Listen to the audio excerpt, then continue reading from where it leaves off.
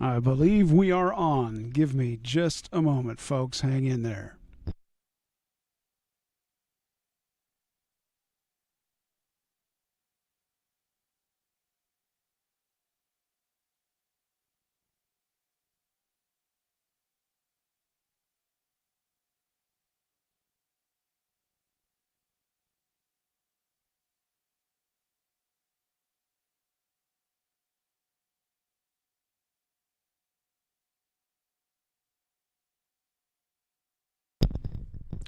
Well, hello, everyone, and welcome to what was supposed to be the inaugural broadcast of Furious Rally Sports from Augusta. Well, it's now the second game, but it is a game today. Baseball. We have the Central Panthers here at Augusta against the Southeastern Suns, live from Swice Field, as I said, in Augusta, Illinois. And I'm reading a script because I wanted to make sure I got everything in that I didn't get in at the softball game the other day. Hello, everyone. I'm Phil O'Neill, and good afternoon. A little bit about myself. Previously worked in radio more than 20 years ago, and that was mostly in the Southeast Illinois area. And little did I know that one day technology would allow me to broadcast live from my old high school ballpark. So here we are. I wanted to let folks know if I ever worked with you in radio years ago, you are with me here today from WGIL, WAAG in Galesburg, then on to Southeast Illinois. Lots of stations there. That included the stops of WIKK in Newton, as my script goes all over the place, WPRS, WACF Paris, WLBH Magic 97 in Mattoon, WXCF Effingham, and the Cromwell Group stations featuring WMCI in Mattoon. A special thanks to Kent Langford from WIKK, the belated Kent Langford, Rick Berg from WLBH, and Jeff Owens and Bub McCullough from WMCI. Make sure my mic was on there. They allowed me to get to this point today. I would be remiss if I also didn't thank Bill Schuler of KHMO Hannibal for getting me a start in radio at KTGR in Columbia, Missouri. He put in a good word to Tex Little, who is still there. Tex calls the play-by-play for the University of Missouri's baseball team. Thanks to you all. Last page, I swear, really. And the wind blows it everywhere. And I also want to thank the friends of mine that have encouraged me along the way of this sometimes difficult journey. It's helped me to get to this point today. It's been invaluable. A final introductory note, my father passed away April 1st of 2018. That was supposed to be the debut broadcast after a long life of 91. So in my head, his voice has been pushing me forward for the last 4 years. 4 years of trial, error, and disappointment. But today it begins with the hope of starting something new, sort of an affirmation of life, if you will. So I can hear him say now, get on with it. And so we shall. Let's do this.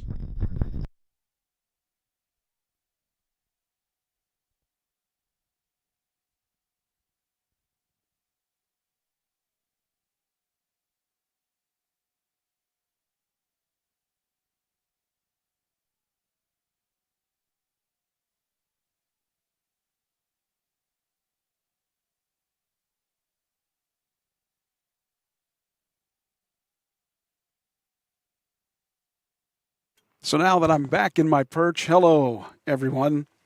Hello, ladies and gentlemen. Phil O'Neill with you, Furious Rally Sports, and we have a ball game for you today that should be a pretty entertaining one. You got Camp Point Central, the Panthers, coming in at 5-8 on the season. They played in a, what do they call that? They call that a basically, they played in a cluster this past weekend at Liberty, beat Liberty, but then lost to Petersburg Porta. Hang in there just a minute. Trying to get my headphone levels kind of adjusted here. It's a little bit loud. There we go. Maybe that's a little bit better for me to listen to. Okay for you, though, I'm guessing.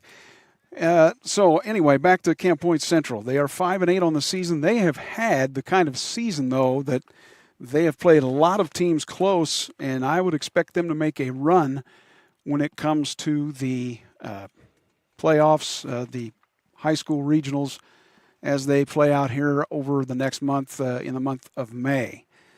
Let's see here. What I'm going to do is I'm going to give you that camera back so I can kind of switch this thing around. We're going back to the field here.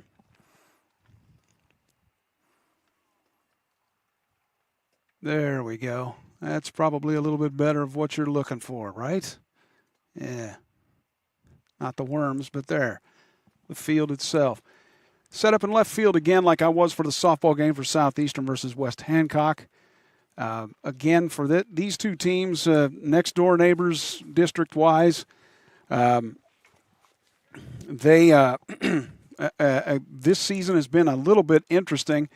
A little bit of note about Southeastern. They are 2-5, but Southeastern has 9 players. That's right, 9 players out this year. So it's going to be Coach Kyle Rigg was telling me before the game here, he said, I think this team still has a possibility of winning a regional.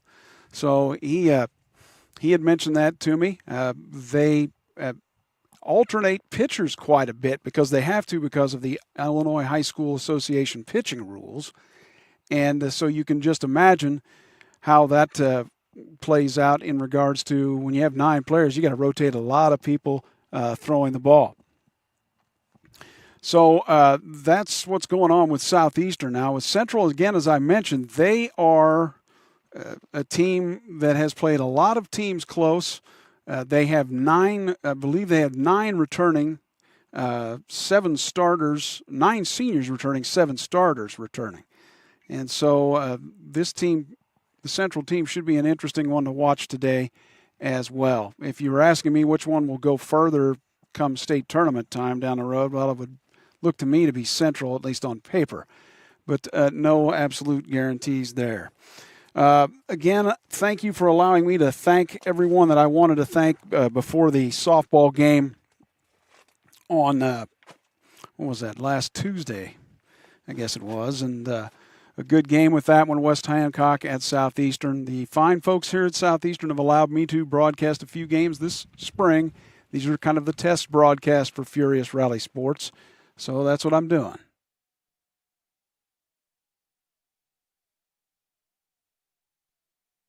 And quickly taking a swig of fluid while I get an opportunity. I'm out here in a tent in left field. The reason is I don't want to interfere with what's going on in where the ball game is actually taking place, and so I just thought that was a good idea to set up in that manner. Again, you'll have a center field camera. One of the things about the center field camera, I've noticed today it's showing a little bit more wind activity than the last game, although I thought last game was more windy. So we'll just have to deal with that. You can see that here in a moment. I'll switch the cameras. And that's our batter, pitcher, catcher set up there for you. We're at 4:08 now. At least that's the time I have in front of me. The game time, 4:30 is the intended game time. I wanted to make sure I got on the air with plenty of time and to get everything set up. Let's go through the visiting team Central Panthers lineup, okay?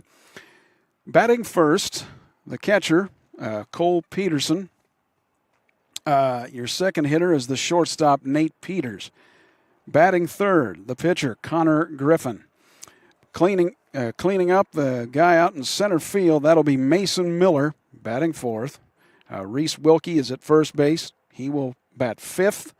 Let's see. Let me go through this. Bryden Allison, the second baseman, bats sixth. Tanner Kindhart, the DH, bats seventh. Garrett Nelson in right field bats eighth, and Wiskirchen will bat ninth, playing shortstop. Realize I didn't write player numbers in the score sheet here. Hold on a second. Okay. I had it. Hold on just a second here, and I'll make sure I get all those numbers correct for all the players here. Let's see here. Making sure that I get those taken care of. Give me a moment. Yeah, I thought I had everything done before I got on the air. Well, sometimes you don't.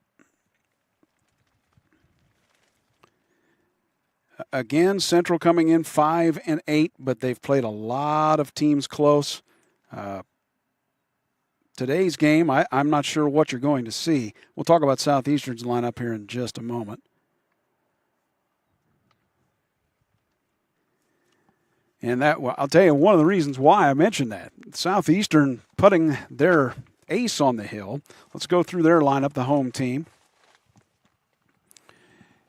And that has Jarrett Van Beck, the second baseman. He leads off.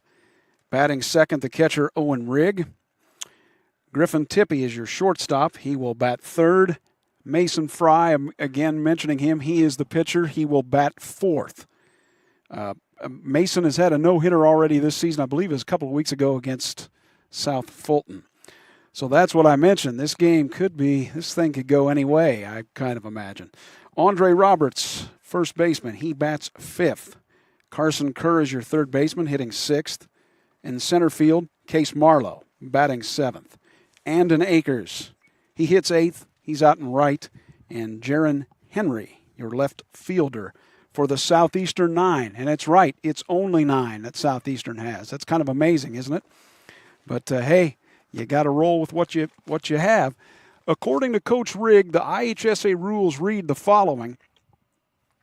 They have to field 9 players at the start of a game. However, if there are injuries during the game, they can play with less. Now, I don't know how the rule breaks out if they would have an injury. Let's hope that doesn't happen. But if they did, they can play with 8, but I don't know if that means when they got to the position in the lineup that the person was injured in, that's considered an automatic out. I have no idea. We will find out, though, I guess, if that happens. Let's just hope it doesn't today. Few notes about this ball diamond. If you see there on the infield, it is kind of zoom out here a little bit. The infield is a new grass infield.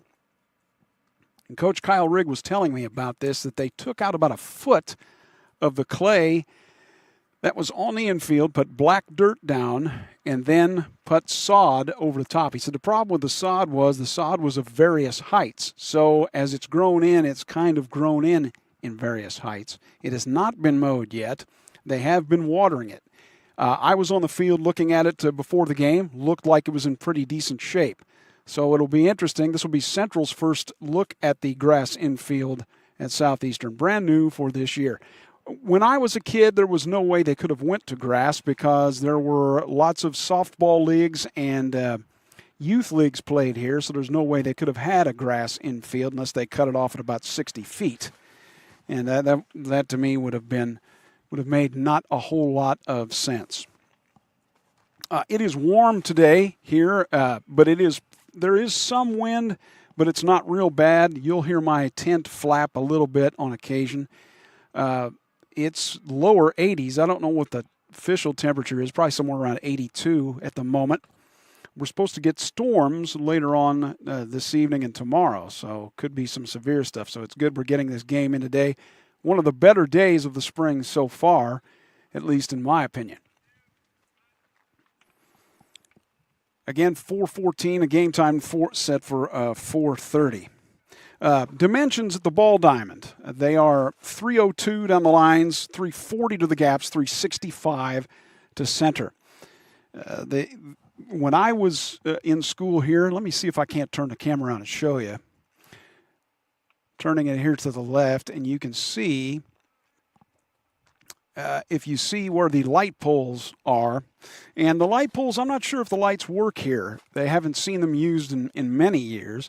But the fence is basically where the light poles right in front of those. When I played ball here years ago, there was no fence. The only fence there was the property line fence along the right side of the field, which if I turn the camera to the right a little bit here, you can kind of see it along near that building there to the right that you see in the screen at the moment. Let's go back to the infield here. Central warming up here, taking their outfield.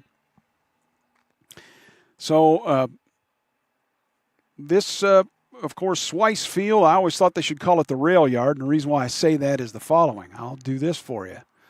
If we turn the camera again, you can see right behind, yeah, looky there. There are railroad tracks, and we'll probably hear a train come flying through here at some point during the game. Swice Field at the rail yard. It's kind of what I always thought it should have been called. Let's go back here and get our infield shot. Infield, outfield, there we go. So there we have it. We kind of zoom out a little more.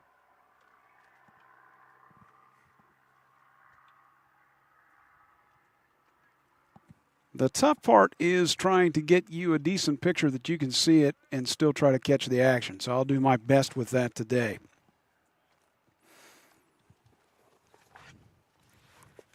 Hope you're enjoying the day. This is Phil O'Neill with Furious Rally Sports, broadcasting this Central Panther at Southeastern old Won't You Be My Neighbor game. Interesting note for those that do not have any familiarity with this area.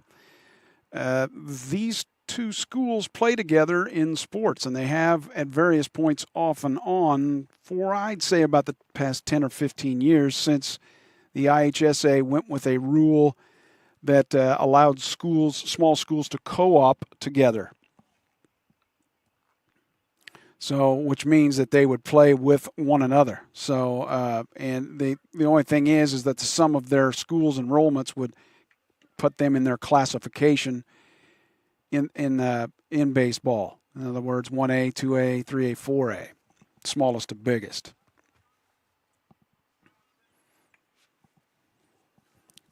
Somewhere I'm smelling popcorn. Can't believe I'm smelling popcorn from here. But apparently they must be cranking it up in the, let's turn to your right. Let me see if they're over there in the old clubhouse area. Smells pretty good. That's what high school's always about, right?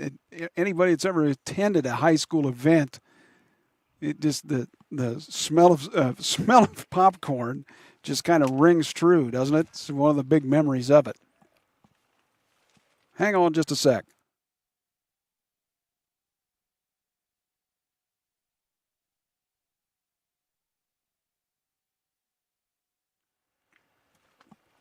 Of course, the field name for Dave Swicegood, he was the head coach at Southeastern here for several years, coached at Plymouth High School years before that.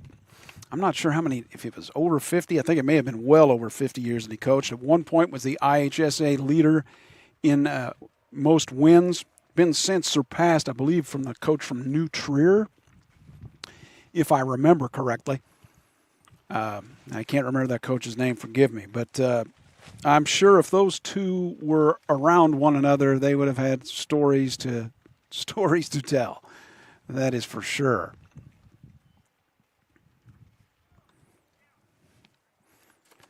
Some other notes here that I have that I've kind of gotten, well, maybe. I've got notes all over the place, but the question is, where is all of it?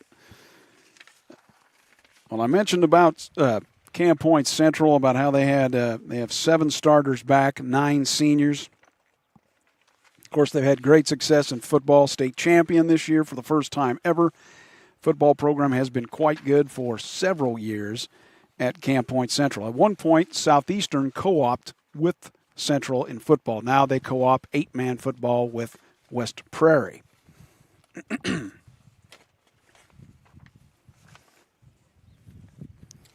Don't know a whole lot about your pitcher today, Connor Griffin. Again, as the high school rules read, you have to rotate pitchers. Comes right down to it. You just have to.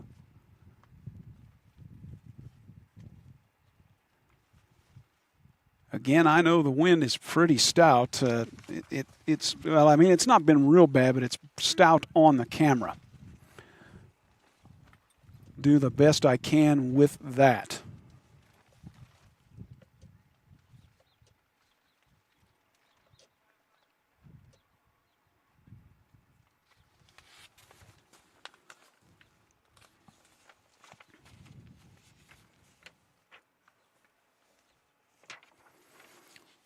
Again, as I mentioned, Camp Point Central, the Panthers come into this game 5-8. And they have played many teams close. So I would imagine this team is just going to get better and better as the season progresses, and they will probably be a tough outcome state tournament playoff time.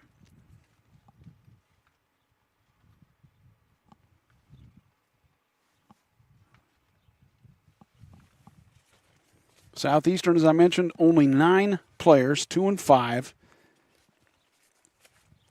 According to Coach Rigg, he has mentioned to me he has a couple of people that have said they would play if necessary. In other words, if they are kind of reserves that are not out for the team officially.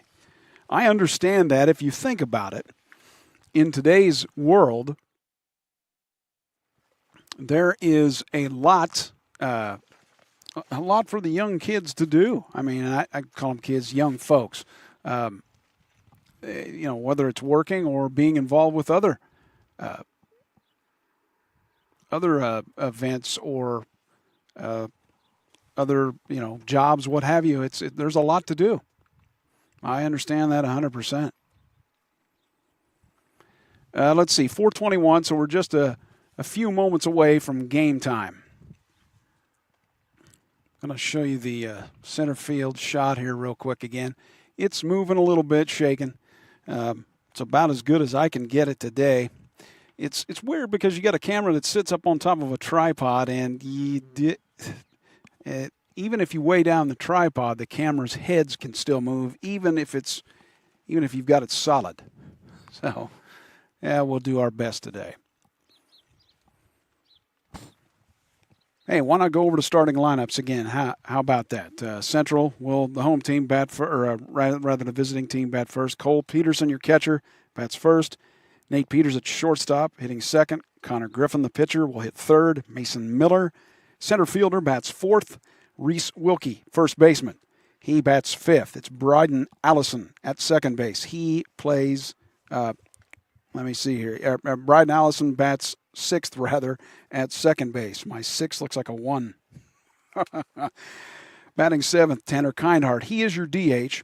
Garrett Nelson plays right field, will bat eighth. And Briggs Wiskirchen, shortstop, bats ninth. You also have Jesse Wallace will be in left field. DHing for him is Tanner Kindhart. Southeastern's lineup. Let's see here. Let me go ahead and get the folks in here that are chatting, shall we? There we go. That's a little better. Southeastern's lineup is the following. Jared Beck leads off. He's at second base. Owen Rigg batting second and catching. Griffin Tippy, the shortstop. He bats third. Mason Fry on the hill. He'll bat fourth. Andre Roberts at first base, batting fifth.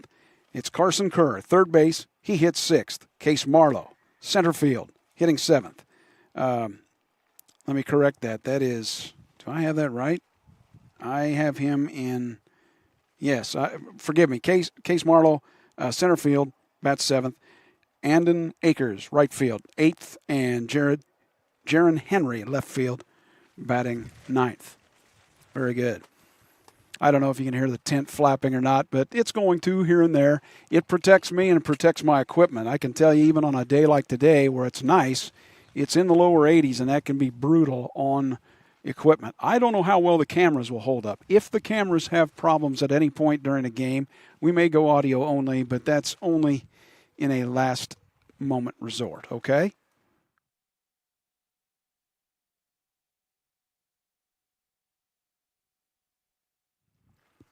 Grabbing a swig of something just before we start this game. It's 4:24.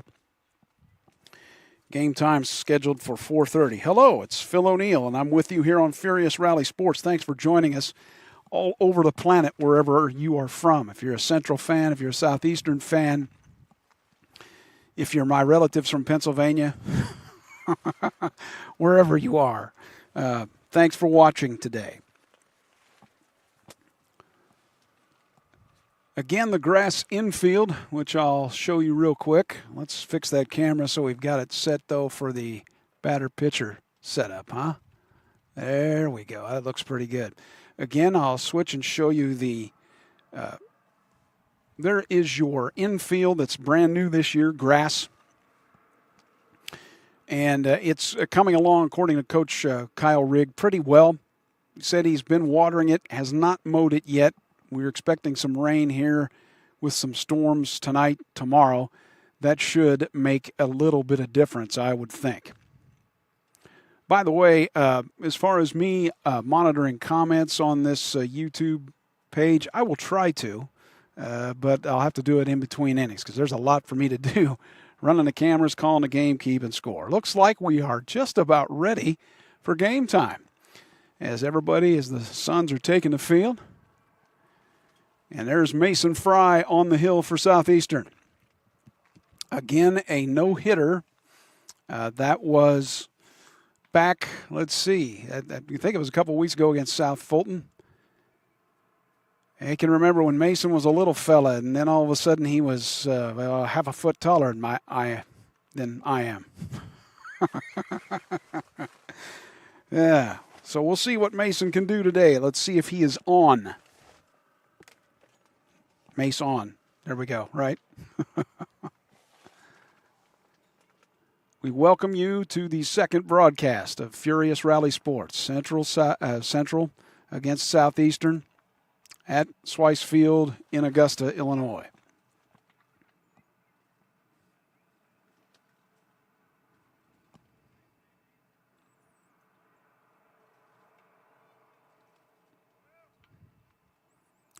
I think we're almost ready for game time here. Yep, pitch is coming down, so here we go. Welcome, folks. How are you today? I hope you're enjoying it. Beautiful day for baseball in Augusta, Illinois at Southeastern. So your leadoff hitter is Cole Peterson, the catcher. Panthers 5-8 starting today's game.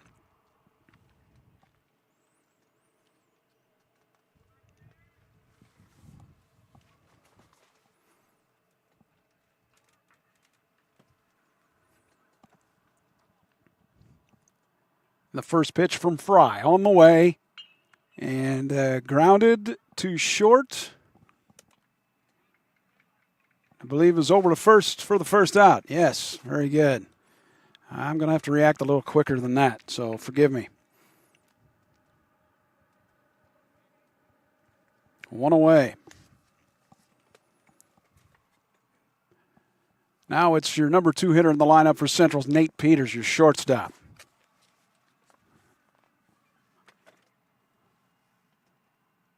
Swings at a breaking ball, strike one over the top of it. Good pitch there from Mason Fry.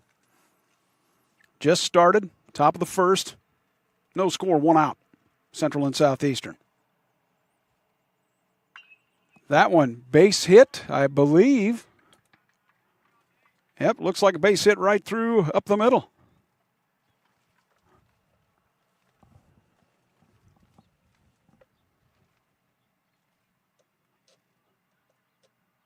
Very good. So a single for Nate Peters.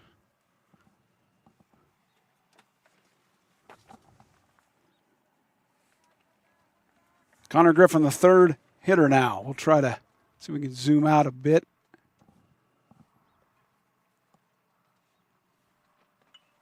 First pitch is fouled back.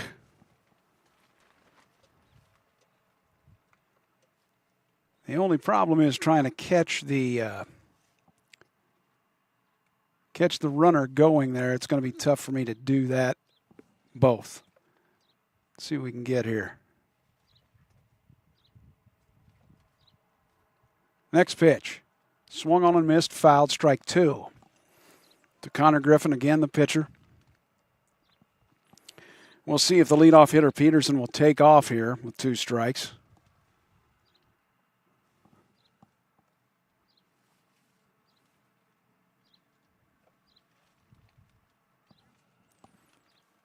Fry looks in, looks over at second. Pitch on the way. It is outside. Runner is going. And he's in there, safe. Good stolen base from Cole Peterson with 2 strikes. So I should say Nate Peters. Let me correct myself. He's the one that had a stolen base. Cole Peterson grounded out. 2 strikes to Connor Griffin. The next pitch.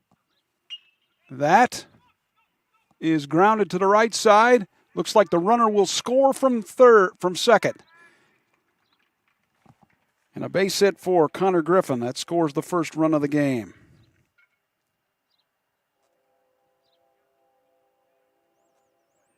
And there comes a train. Connor Griffin with the RBI. 1 out and 1-0 Central over Southeastern here at the top of the first. And let's see here. We've got head coach Kyle Rigg. I believe that's him out there talking with Mason Fry. Little quick powwow and back at it.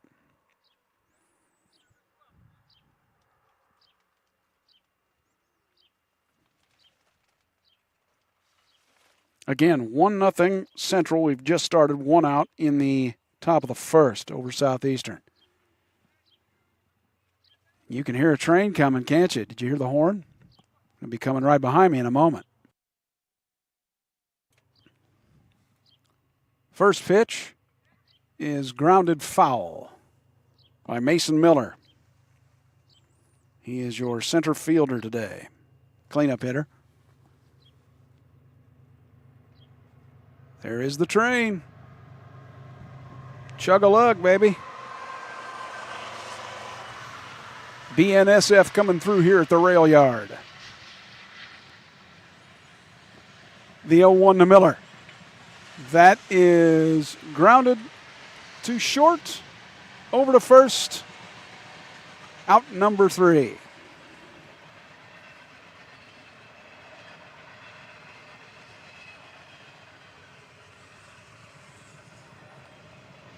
Okay, so Central gets a run in the inning. They leave a man on base. After half an inning, it's 1-0 Central. Back after this.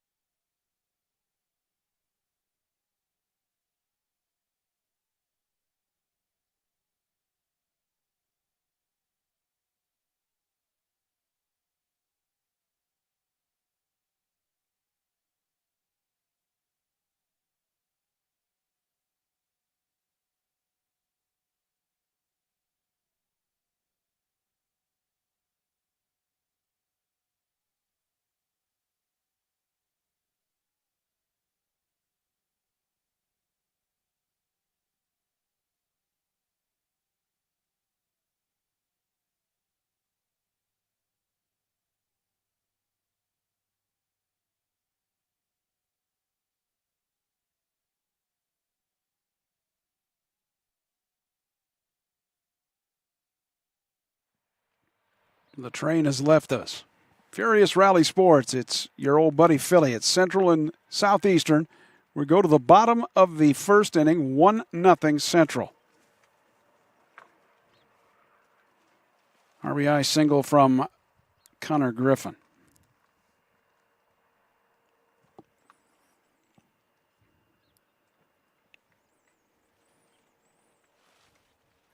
Okay, so here we go.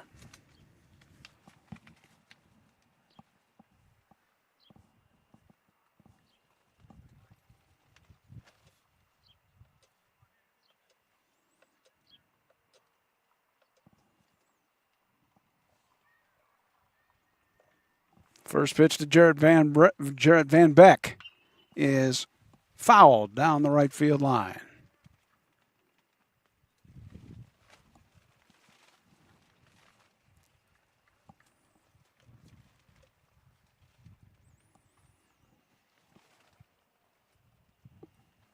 One nothing Central. Go to the bottom of we're in the bottom of the first. Next pitch from Griffin outside to Van Beck, 1-1. Glad you're with us here on Furious Rally Sports. Next pitch from Griffin to Van Beck. That is hit foul and to the right. 2 strikes now.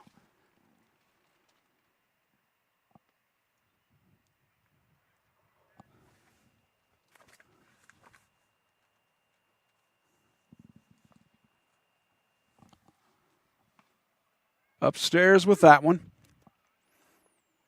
2-2. Leadoff hitter for Southeastern here in the bottom of the first. 1-0 Central.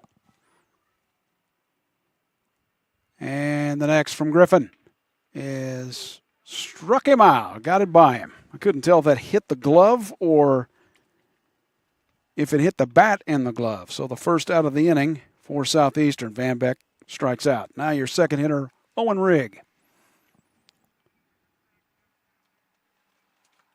Catching, going to be playing college ball at the College of Lake County next year. Pitches well outside from Griffin. I don't know, did he step funny off the mound there? He's kind of playing with it. He didn't looked awkward on that outside pitch there. 1-0. I know high school mounds are sometimes not the best. Griffin's next is inside. 2-0 now to Owen Rigg. Should have the green light to try to swing here. The number 2 hitter in the lineup, that's for sure. Next pitch. Breaking ball in there for a strike? No. Ball 3 apparently. 3-0. Looked like the umpire put up 3 there. 3-0. See if Griffin has the red, or rather Rigg has the red light against Connor Griffin. Ball 4. Okay, well, then the other pitch must have been a strike. Now it's ball 3, that's for sure. 3-1 from Griffin. That is outside ball 4. So you see Rigg taking his base. Griffin with the 1-out walk. It's now to another Griffin. This time Griffin Tippy, your shortstop. He hits third in the Southeastern lineup. 1-0 Central. Bottom of the first. First pitch is upstairs. 1-0.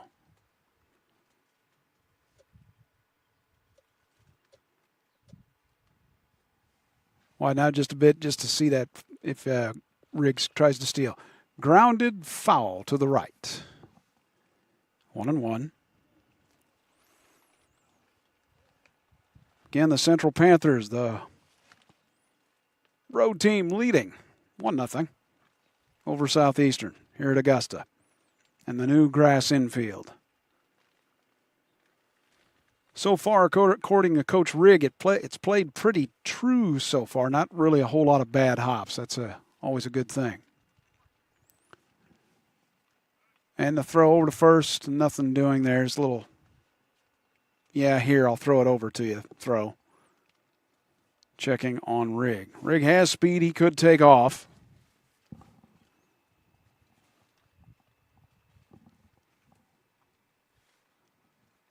And throw over again. This time he's back.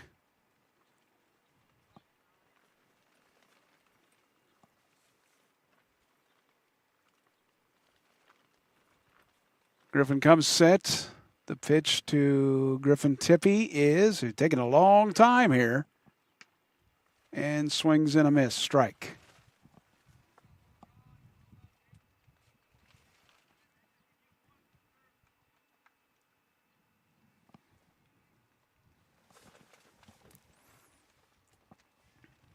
Griffin over there looking at Rigg a long time. It's after Owen Rigg's walk. Strike 3 called. Griffin Tippy caught looking there. That looked like a pretty low strike, but when they're close, you got to try to swing, right? 2 down. Now for the number 4 hitter in the lineup, Mason Fry, the pitcher for Southeastern. 1-0 Central, bottom of the first. Throw over to first, no go.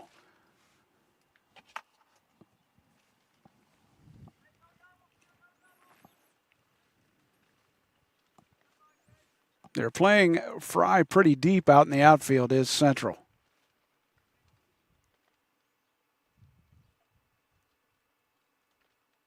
Pitch on the way to Fry, inside for a ball. Oh, well, no, it isn't. It's a strike, inside quarter.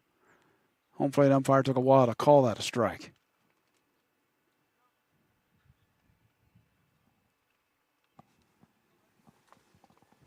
So 1 strike on Mason Fry. Next pitch. Breaking ball outside, 1-1.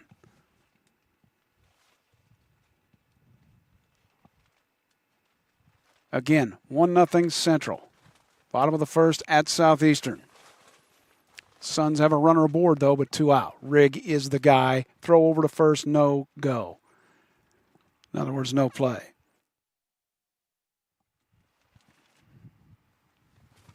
I look down at my scorecard, and every time I do, Connor Griffin's throwing over to first base.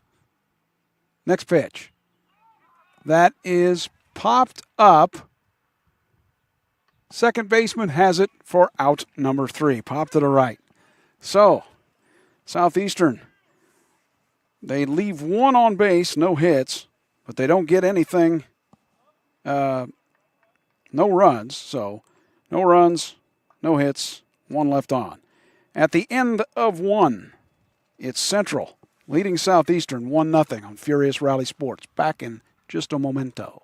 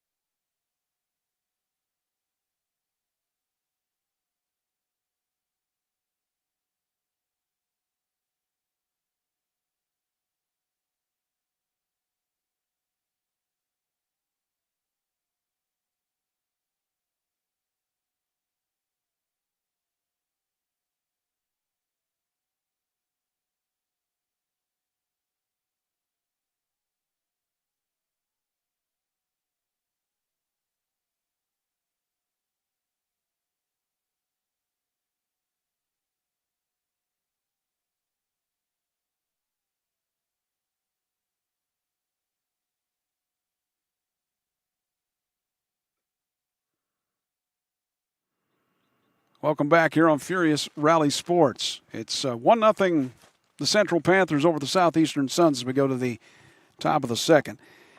Let's see, it's 5, 6, and 7. Wilkie, Allison, Kindheart for Central.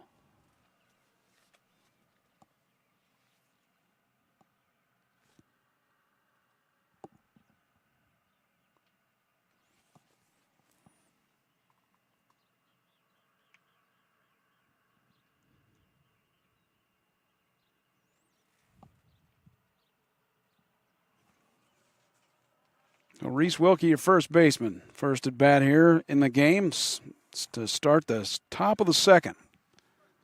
The Panthers leading 1-0. First pitch from Mason Fry is a strike on the outside edge. It is tough to see home plate even.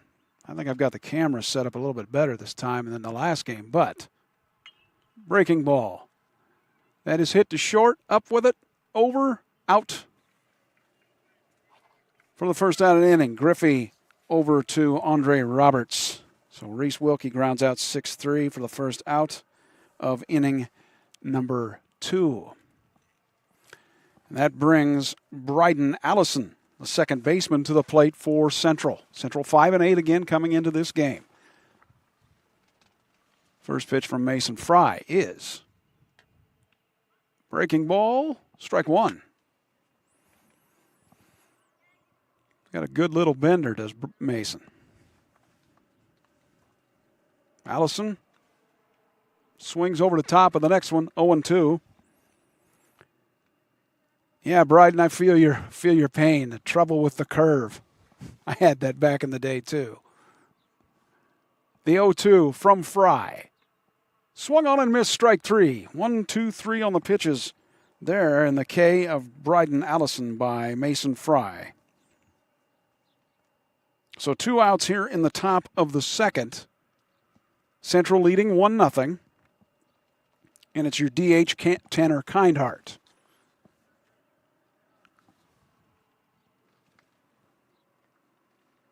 DH is for Jesse Wallace playing left field. First pitch, outside edge, strike one.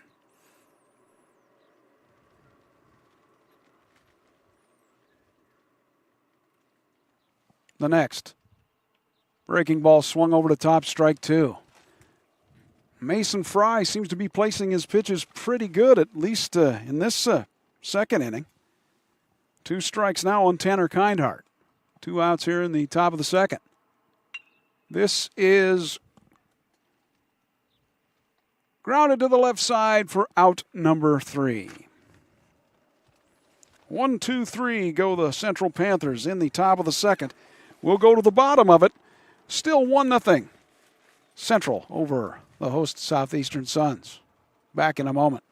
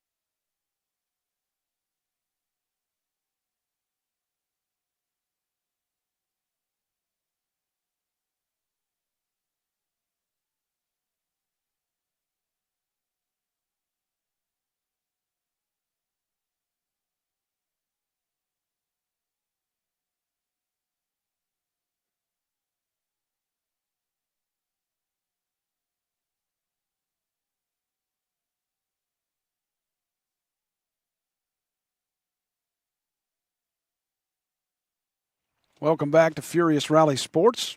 Thanks for joining me today. I'm Phil O'Neill, and it's pretty good game so far here as we go to the bottom of the second. 1-0 Central.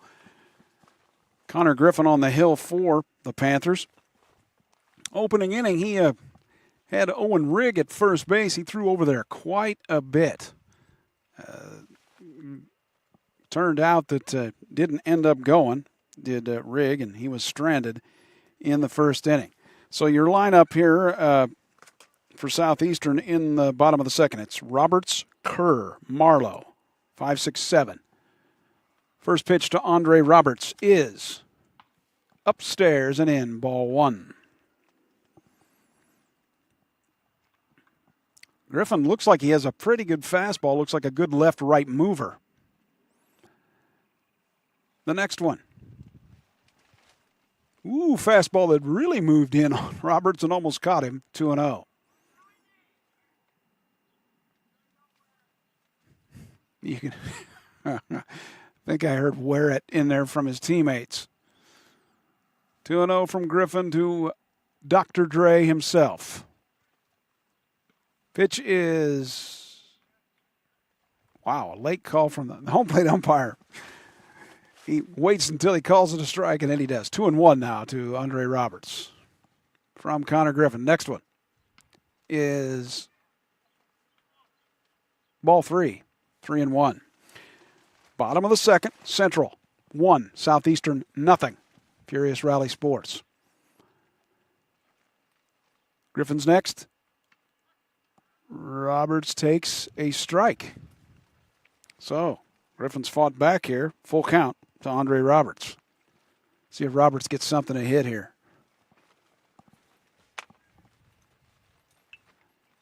And that one fouled back.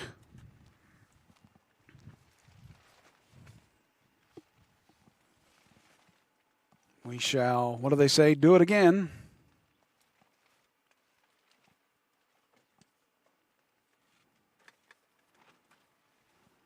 The next to Roberts, the 3-2 again. Outside, ball 4. Roberts takes first base. Close pitch that time, I would say, as well. Roberts aboard, the leadoff man for Southeastern. It's your number 6 hitter, Carson Kerr, playing third base today. Carson has pitched. There have been several Southeastern players that have pitched this year. You can't imagine that Roberts will be going anywhere at first base. First pitch to Carson Kerr. Strike 1 at the knees.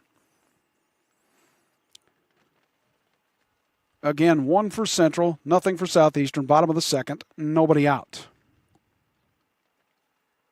Yeah, I know the wind's kind of taking my center field camera and bouncing it around. Apologize for that. 1-1. Swung on and missed by Carson Kerr.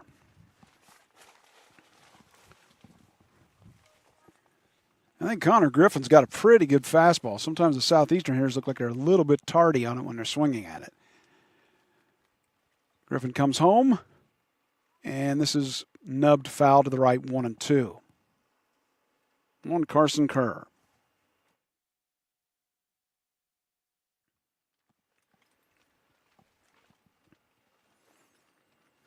One nothing Central. Bottom of the second, nobody out.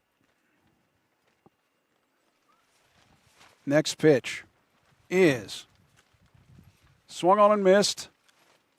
And that is strike 3 with the runner at first base. So 1 away. Wow, I have a little bug trying to crawl around my eye there. Occupational hazard when you're in a tent, I suppose, right? At least it's not a bear. Central, what do we have here going on? A bat issue or a...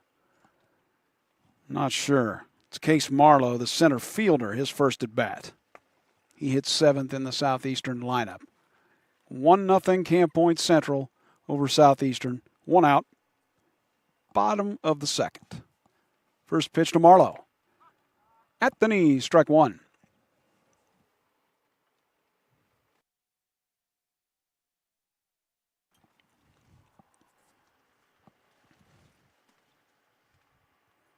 The runner at first is Andre Roberts. He walked. Not much of a threat to go. The pitch grounded foul down the third base line.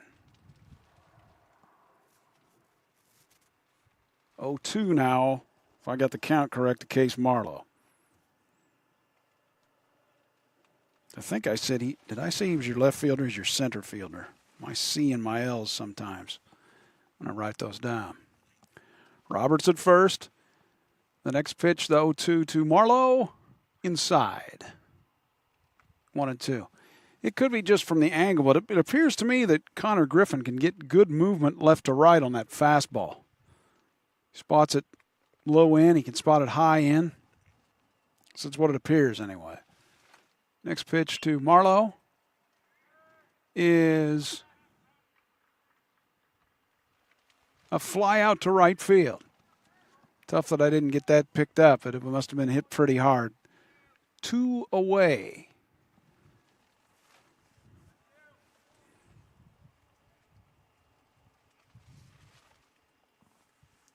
Now it's your number 8 hitter, Andon Akers, right fielder for Southeastern. Remember, Southeastern only has 9 players. They're down 1-0 here to Central in the bottom of the second, 2 out. Andre Roberts aboard with the leadoff walk.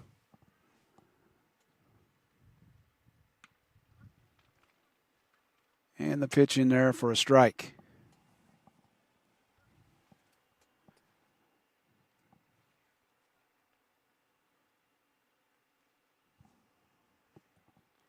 The next one? Nope, in the dirt, ball 1. 1-1 to Andon Akers.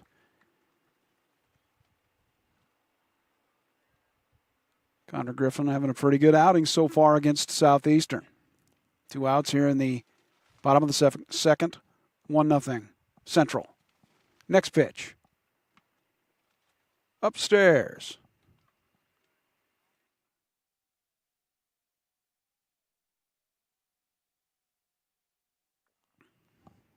Okay. I've lost count of the count. I believe it's 2-1. And that one grounded to short. They will get the runner at second base.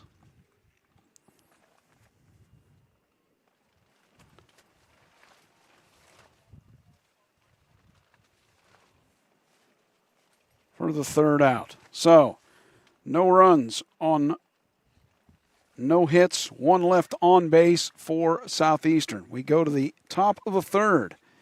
It's Camp Point Central leading 1-0 over the host Southeastern Suns. Back in just a moment on Furious Rally Sports.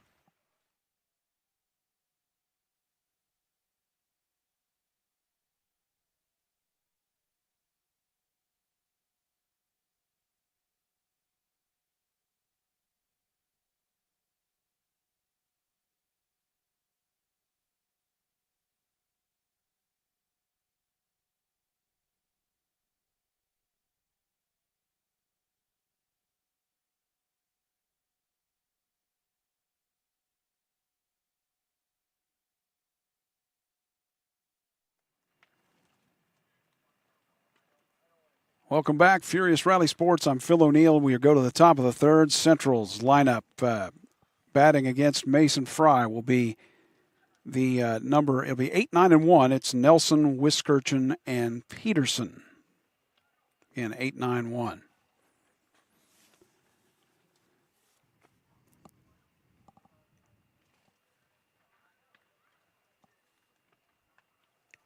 Welcome and thanks for watching today.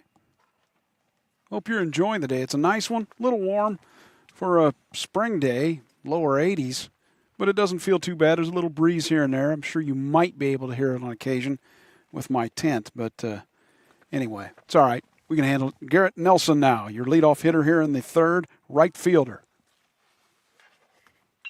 That is hit well.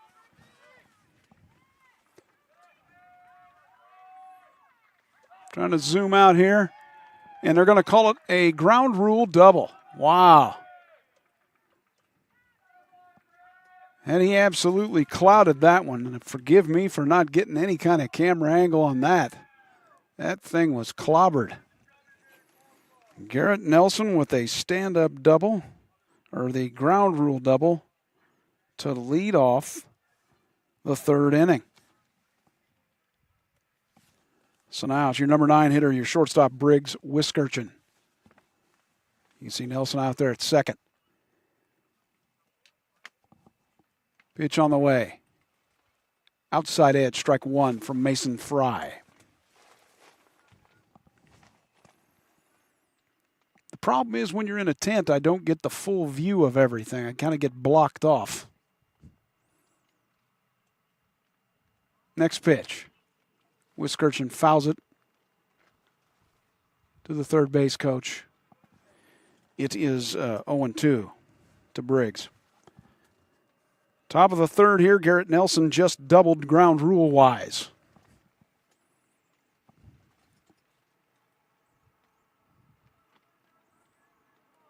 Fry on the hill for Southeastern, 1-0 in the top of the third, Central.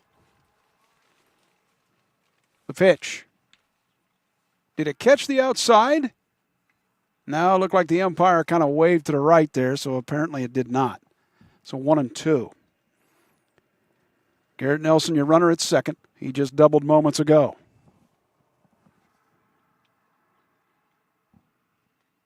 Looks back at second as Fry. He will look back home, and the pitch. This is grounded to third. Up with it. Over. Did they get the out? Yes, they did. Runner does not advance, and it's understood why, right? When you really don't run typically when the runner is, or when the fielder is right in front of you, that's for sure. Okay. So one away, it's now your leadoff hitter. This is Cole Peterson. Again, Nelson at second after the ground rule leadoff double here in the third. 1-0 Central leads. Pitches in the dirt, ball one. Rigg does a good job handling that.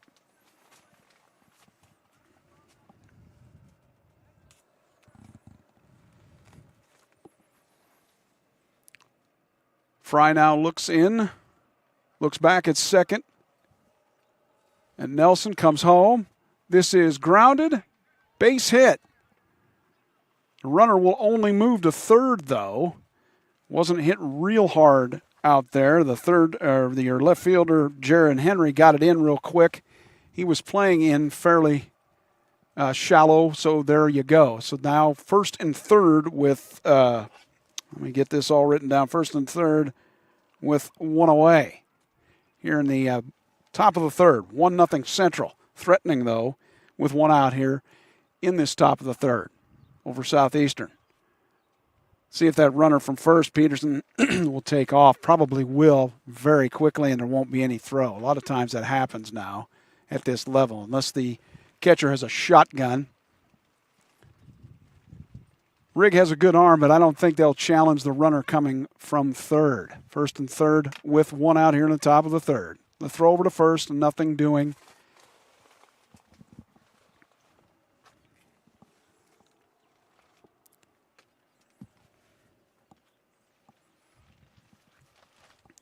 First pitch to Nate Peters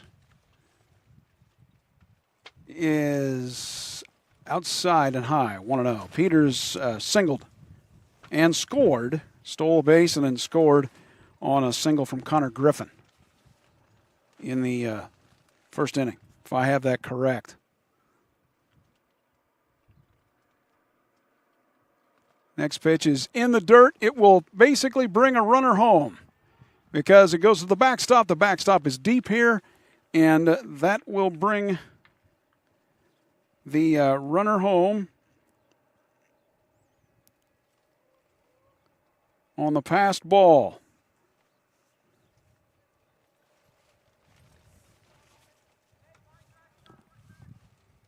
And get back here to, there we go, and write all that stuff in the scorebook. 2-0 now Central. Pitch is outside. Or is it called a strike?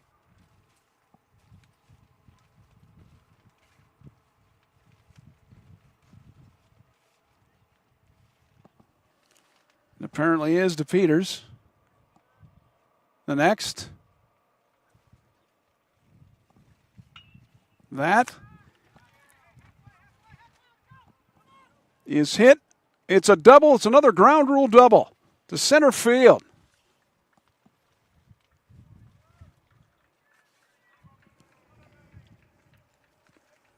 Nate Peters with another ground rule double, the second in the inning for Central. And the Central Panthers now leading Southeastern 3-0 with one out here in the top of the third.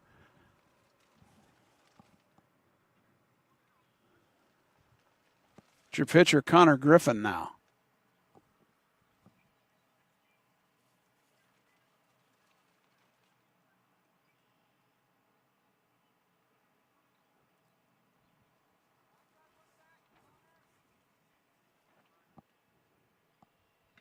First pitch outside, ball one.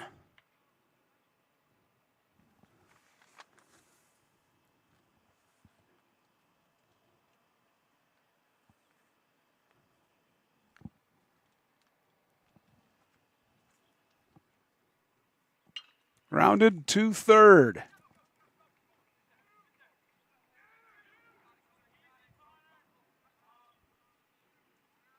And the runner will score. So somehow I've gotten off in the scorebook, and I don't know where I got off, but apparently Connor Griffin was the one that hit the ground rule double, and that was Mason Miller. He's aboard now at first, or rather at second. And you have Reese Wilkie at the plate. Wow, have I gotten all goofed up in the scorebook here? I do know it's 3-0. Unless I missed something else. Ball is in the dirt.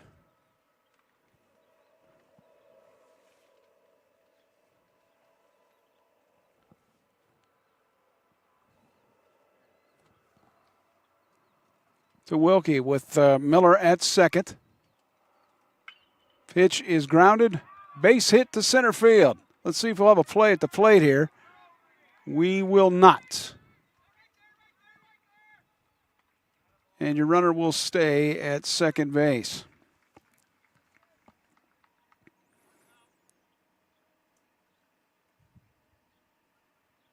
Maurice Wilkie doubles home a run with one out here. And that could be all for Mason Fry. I have the score at 4-0, and I hope that is accurate. Somehow on the scorecard, I got off somewhere. Somewhere something went missing. I don't know what happened there, so forgive me, but I think I'm caught back up now. The reason why I figured that out, I was like, wait a minute. I saw Connor Griffin at second after that second ground rule double, and yeah, so second of the inning. Are we switching on the hill here?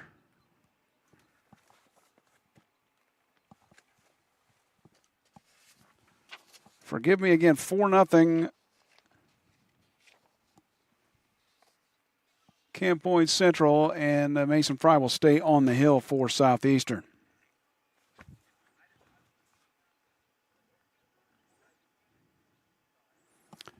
Central almost trying to bat around here. The runner at second is Wilkie. Allison now at the plate for Camp Point Central. First pitch. Down in the dirt. The runner will not go. Rigg did a good job taking care of it, 1-0.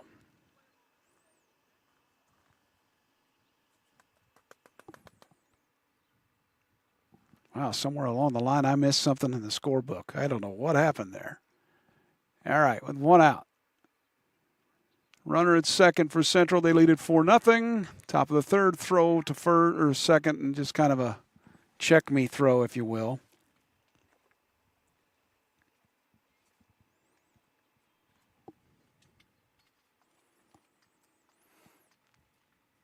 Beautiful day at Augusta. Fry looks back. Pitch to Allison. Nope, outside. Don't know if Mason Fry may be getting, I wouldn't think he'd be getting tired in the third inning, but he might. He's worked a very long half inning. Still only has one out. And a runner at second threatening. Allison faces this next pitch, fouled back.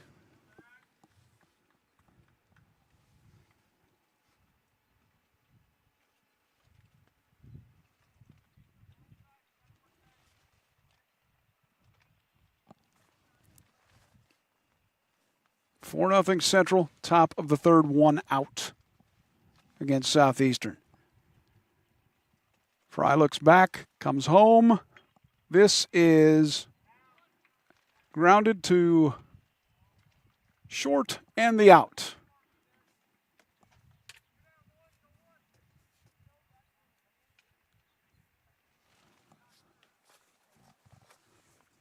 Two down.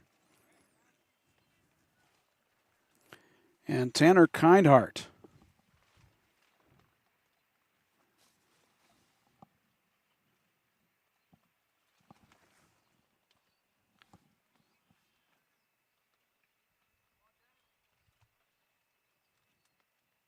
First pitch to him from Fry is popped foul, but it's out of play to the right.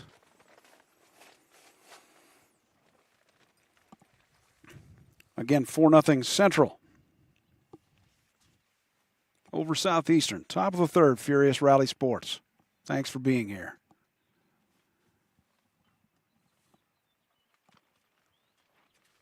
Fry looks back at second. Comes home. And that's fouled, kind of nubbed back to the backstop.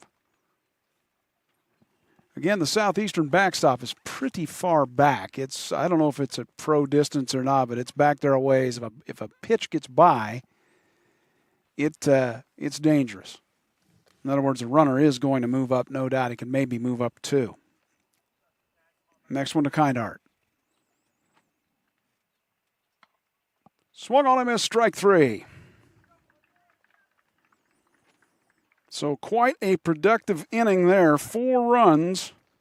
Good gravy. How many hits did they have? 1, 2, 3.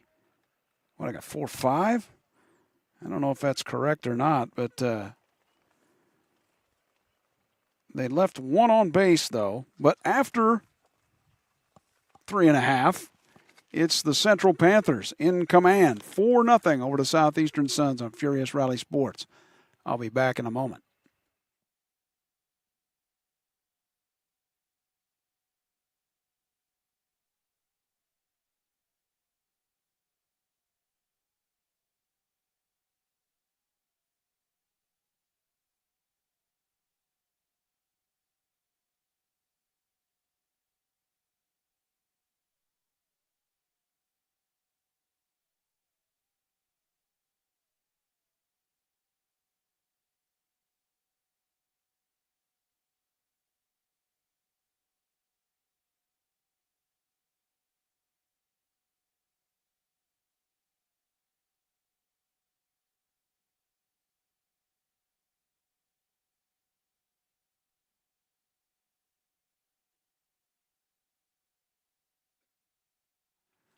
Well, Connor Griffin pitching very well for Camp Point Central in this one. No runs for Southeastern so far. We're heading to the bottom of the third. 4-0 Central. They got 3 in the top of the third. Pretty productive for them. Ground rule doubles galore. 2 of them. And I got off on the score sheet, and wow, what was that about? I forgive the folks where I was a little bit off in the lineup. I don't know what happened to my scorecard there in the third, but I believe we're all set now, and I believe I have the correct score.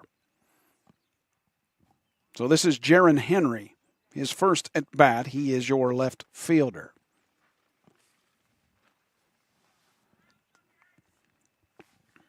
Connor Griffin's first pitch to him. Did he get the outside edge? He sure did. Strike 1. Almost appears to me the home plate umpire has a little bit of a, if you chew at outside right or outside corner, you can get it right-hander. Foul back now 0-2 to Jaron Henry.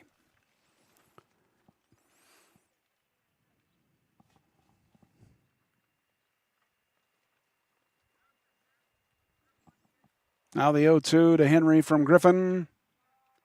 Strike 3 called, outside edge. Beautiful pitch by Connor Griffin for the first out of the third inning of Southeastern.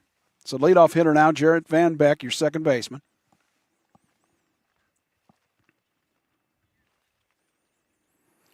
Griffin at this point seems to be in complete control on the hill. First pitch is fouled to the right.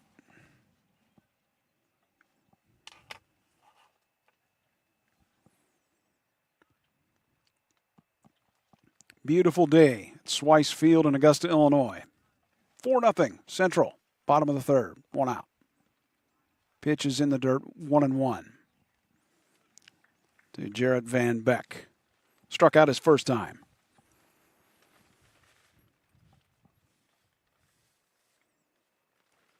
Griffin's next. Outside, low, ball. So we got 2-1 here.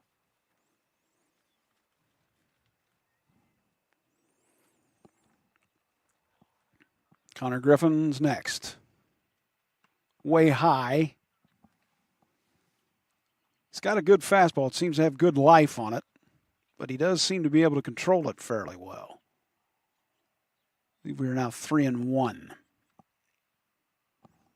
Next pitch to Jarrett Van Beck is grounded to short, over to first for the first or the second out of the inning.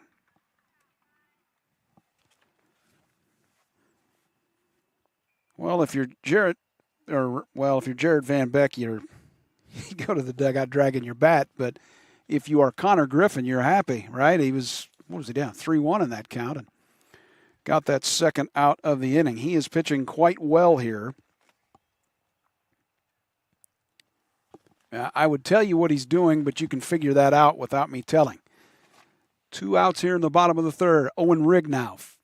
Like a slider, looked like a little high, ball 1.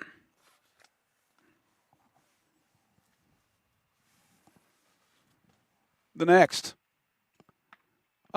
with the fastball. Or was that a breaking ball? It looked like it had some movement on it, too. 2-0. To your second hitter in the lineup for Southeastern, the catcher, Owen Rigg. 2-0. High strike there, it appears. 2-1.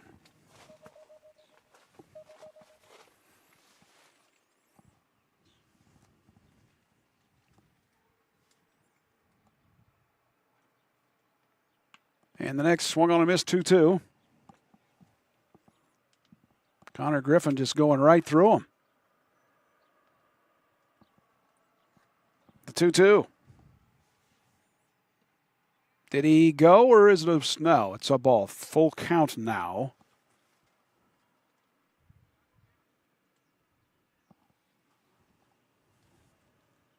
To Owen Rigg. The next one from Connor Griffin. Outside, ball 4. Yeah. You hear some people go, oh, yeah, that was kind of a close pitch. So Owen Rigg has worked 2 walks in his at-bats. The only problem is there's 2 outs in this situation. I doubt Rigg goes here. Griffin Tippy, your number 3 hitter, your shortstop. Let's see what happens here if they put the wheels in motion, down 4-0 to Central, bottom third. That is hit fairly well. And it's caught out in center field. Sorry I didn't get zoomed out fast enough for that one. Man, when it happens, it's hard to get everything squared away. So it was a fly out to center field by Griffin Tippy for the third out. They strand another runner, does Southeastern. Again, no hits. We go to the top of the 4th inning. Central Panthers in total control at the moment over Southeastern, the host team. 4-0 on Furious Rally Sports. Back in a moment.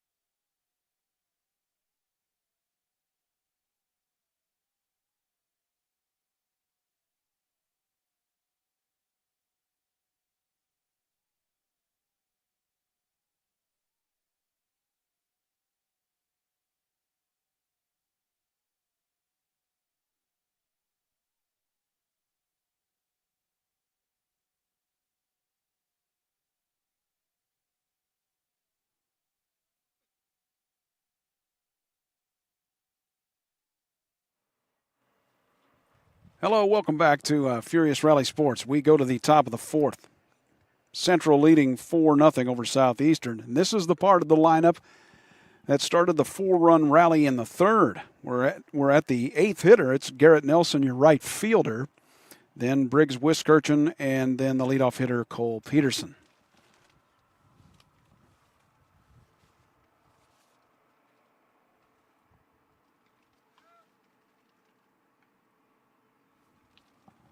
Nice day for a game, a little bit of wind here and there.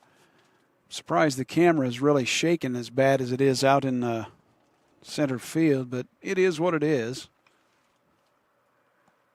And we're ready for play here now in the 4th inning. Again, Central leading Southeastern 4-0 from Augusta.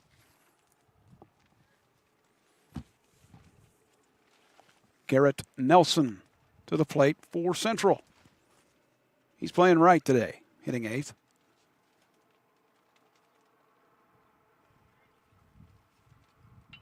First pitch is grounded to third. The throw is high, and the runner is able to make it to first base. So aboard there is Nelson with the errant throw from Carson Kerr at third base for Southeastern.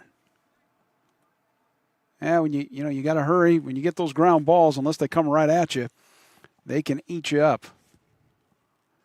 So it is now Briggs Wiskirchen with a runner aboard now with nobody out here in the top of the fourth. 4-0 Central. Pitches in the dirt, ball one.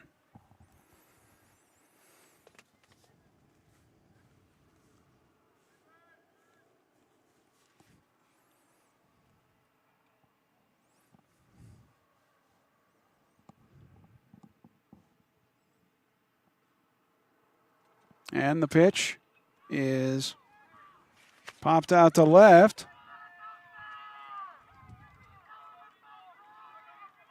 And this throw comes in. It is a double.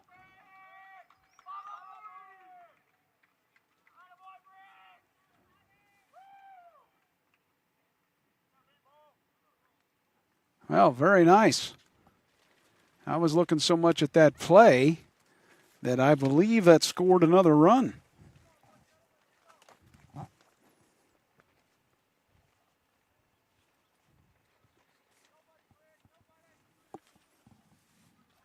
Your hitter now, the leadoff hitter, Cole Peterson, 5-0 Central.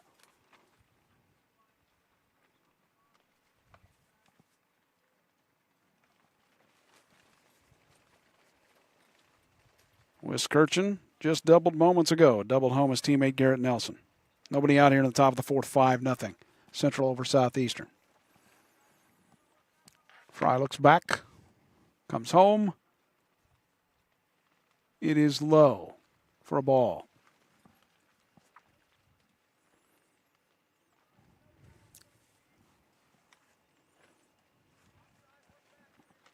Again, the leadoff hitter, Cole Peterson for Central here in the fourth. That is popped to the right side. It's going to get down in front of the right fielder, and it will end up being a double.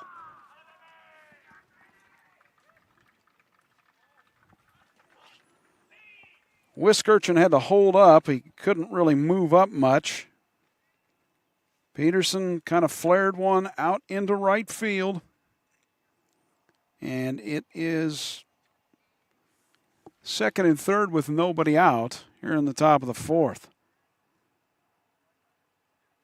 Central looking to add to the 5-0 lead.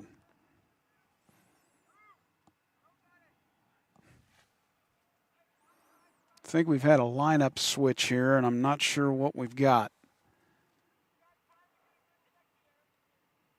It's tough for me to see the numbers there.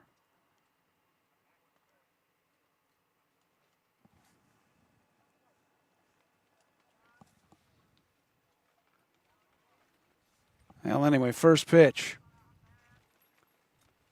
is outside. Let's try to get in there and see.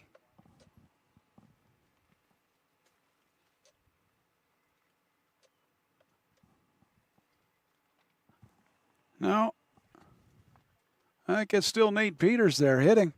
25, and that's what it looks like. Grounded to ground foul.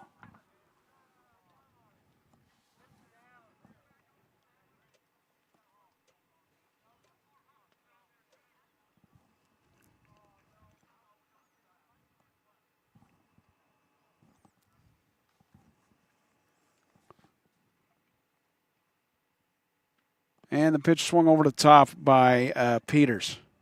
And I see it looks like we have a runner. It looks like Drew Paben is running at second base for Cole Peterson. That's what the substitute was. Thank you.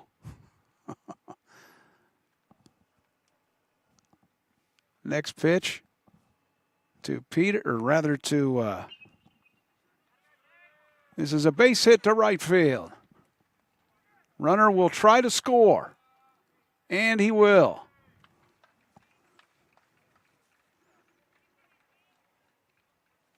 So Drew Paben running for Cole Peterson scores.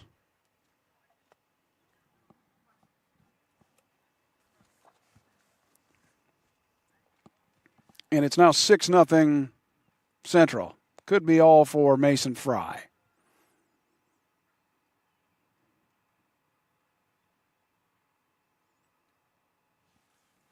Back in just a sec.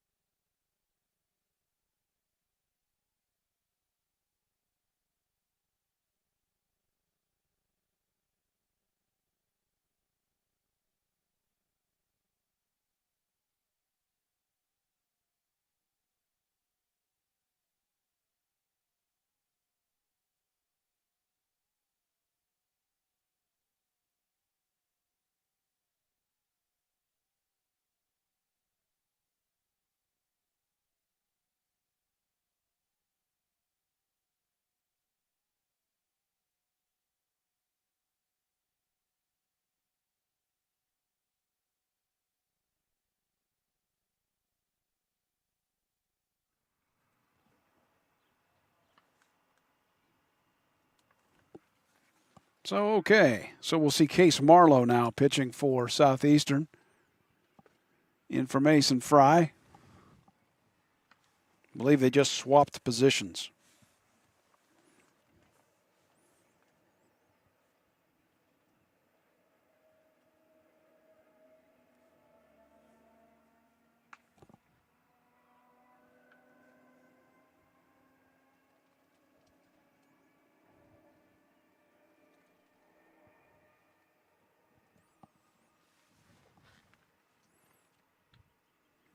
Again, if you're just tuning in, thanks for tuning in to Furious Rally Sports. I have the game as Central leading 6-0 here in the top of the fourth. Over Southeastern.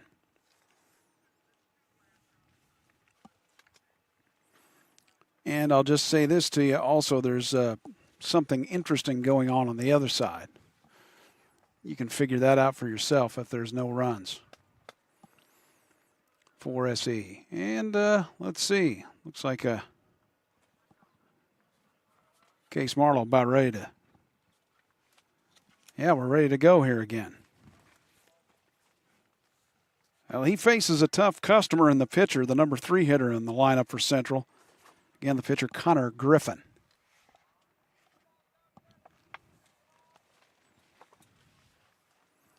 Ground rule doubled his last time up. Runner at first. Pitch is low, ball 1.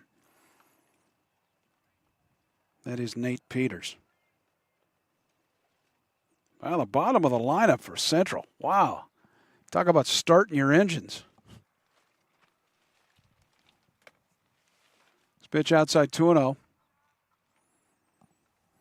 Again, Southeastern head coach Kyle Riggs said he will run quite a few people of his. He only has 9 on the team, but he'll run quite a few out there on the mound.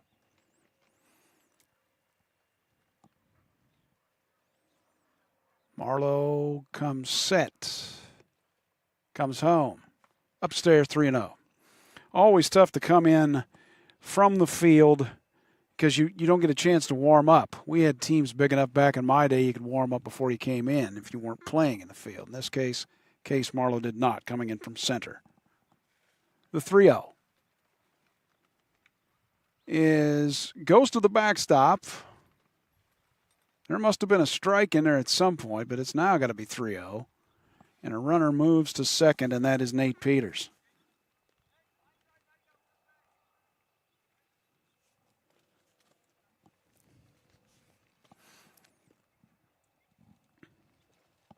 I believe the count is 3-1 here. Marlowe looks back at Peters. Pitch. That is a strike. Evens the count at 2. 6-0 Central. Top of the fourth over Southeastern. Nobody out. They've chased Mason Fry.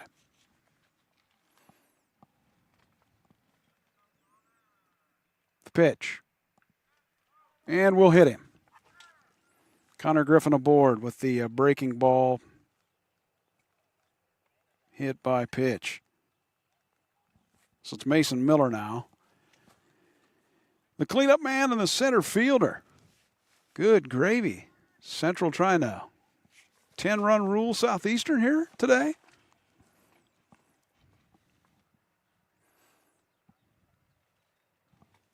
Runners at first and second for Central. Leading already 6-0. Top of the fourth, nobody out. Pitch is fouled. Or no, it's in the mitt strike. It sounded like it hit the mitt there a little bit. Or hit the bat. May have been fouled into the mitt. 0-1.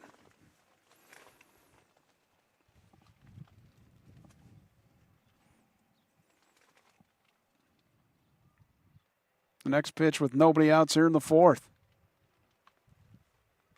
is upstairs.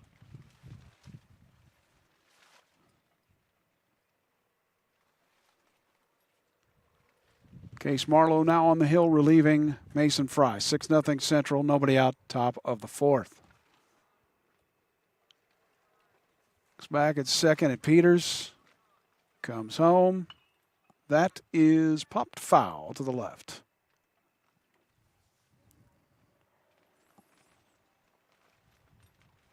Wind's picked up a little bit. You can see the camera kind of shaking out there in center.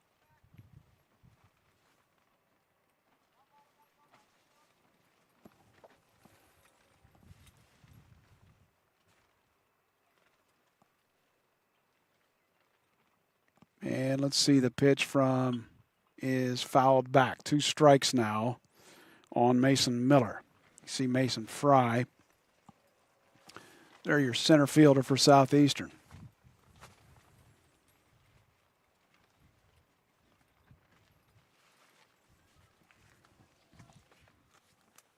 Again, swap places with Case Marlowe on the hill. 2 strike count now to Mason Miller. Ooh, breaking ball. Got away from him. I believe we're at 2-2 now.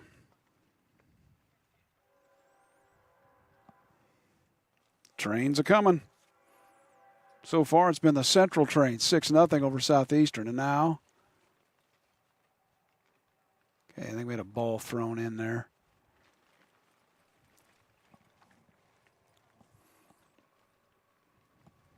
That is no Amtrak coming.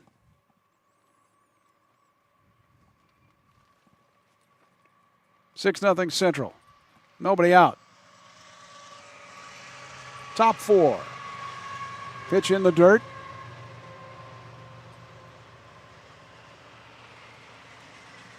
Count now full to Mason Miller.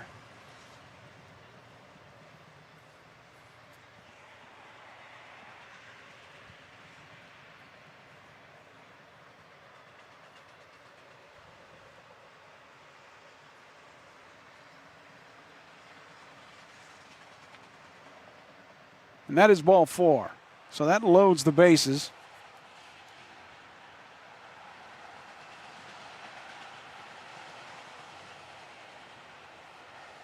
Tough spot for Case Marlowe to be in, because he now has Reese Wilkie to face, the number 5 hitter, first baseman. Train a coming by. 6-0 Central, top of the 4th. This one is hit. It is a gapper into left.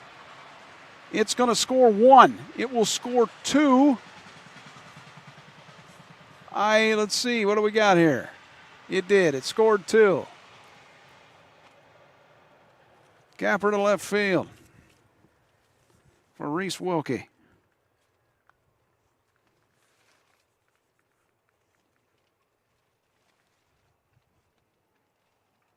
Scores both Peters and Griffin. And now second and third for Bryden Allison. I'll give you a score here in just a second. Pitch is outside, ball 1.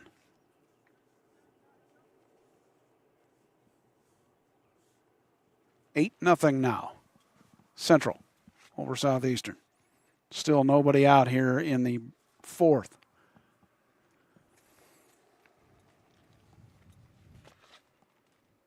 Allison takes a breaking ball inside.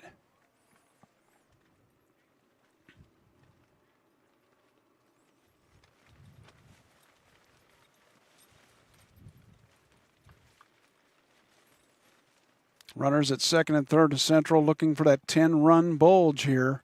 Leading 8-0 over Southeastern. Top 4. Outside. Ball 1. This, I imagine, is what head coach Jordan Tenhouse was expecting out of his Central team this season, even though they are 5-8. This is the kind of team that they can truly be. Nobody out. Allison facing Case Marlowe's next pitch. This is grounded to short. Over to first. Safe or out? I did not see the umpire. It must have been safe. Apparently he is. So, Bryden Allison.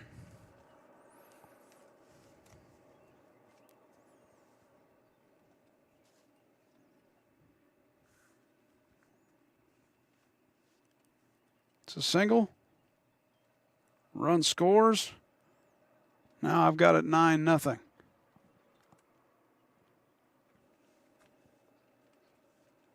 This is Tanner Kindhart. Still nobody out in the fourth. Swung on a miss, strike one.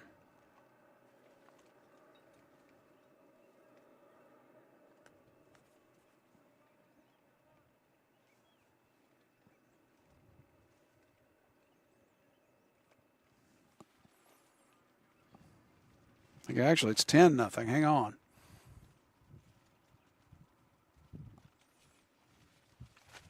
Pitch is outside, ball one.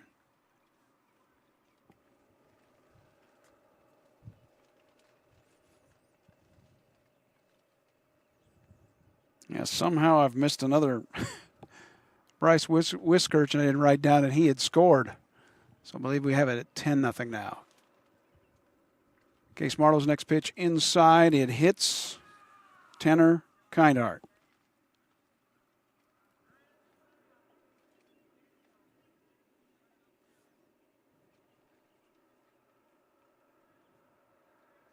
And we have batted around here in the fourth.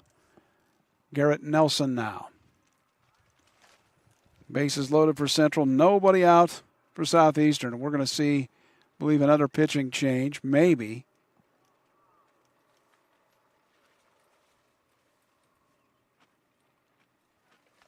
Southeastern's head coach may have a substitution for Central as well, talking with the with the home plate umpire.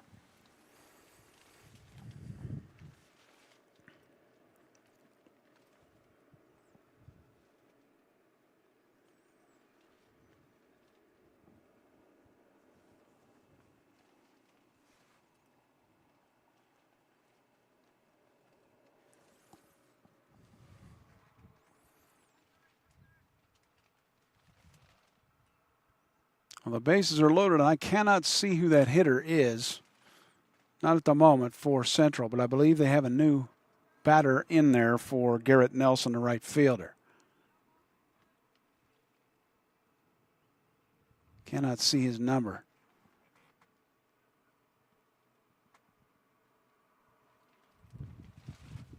This may be Drew Pavin hitting. I'm not quite sure.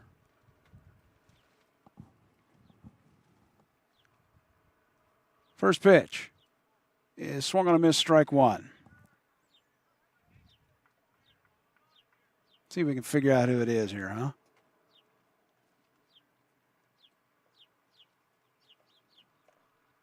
No, it's number one. Okay.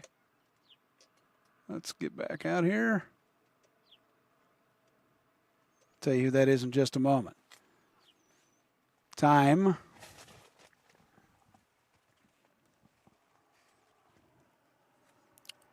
That's Caleb Peterson hitting now for Central. The base is loaded, nobody out in the fourth. 10-0 Central.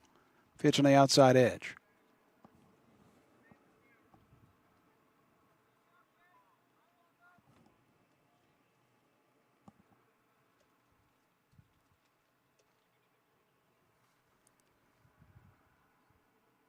And the next to Caleb Peterson is grounded. And safe at first, beats it out.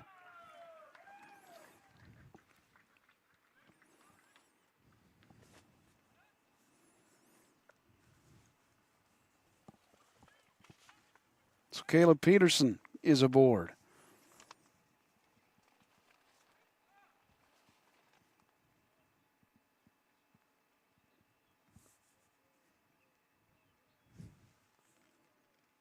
Now 11-0. This is Briggs Wiskirchen, the shortstop. Pitch outside, ball one.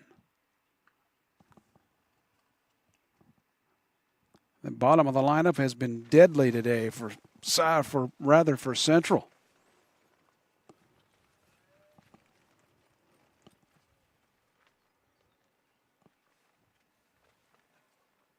Pitch swung over the top, strike.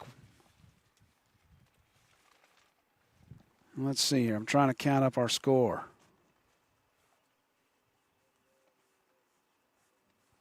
I believe I have it as 11-0. Second and third, still nobody out for Central. Rough inning for Southeastern. That is swung on a miss, strike two. Or is that the out? No, that's a strikeout of Briggs Wiskirchen. First out in the inning. And now Nate Peters. Top of the fourth, 11-0 Central.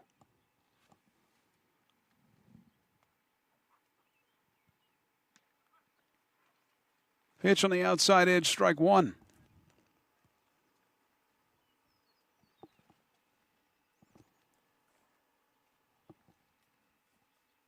Should correct myself, this is Cole Peterson.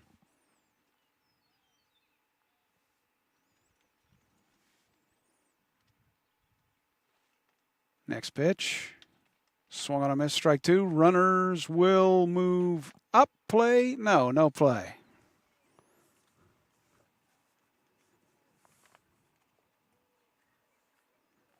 So let me get this right real quick.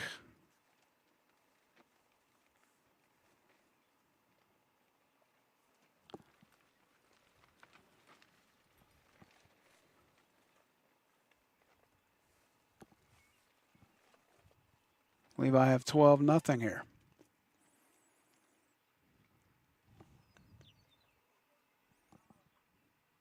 Next pitch. Upstairs.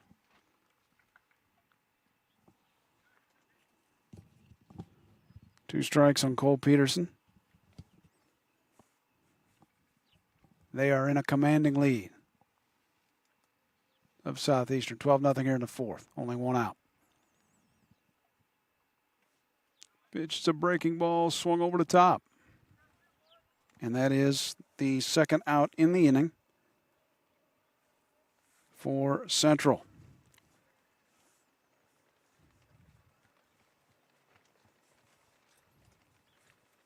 Nate Peters now.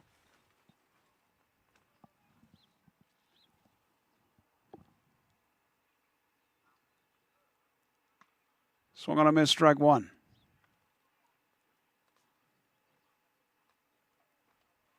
I believe that's Peters still in there. Looks like a 2 on his jersey on the front. 25 is what he wears.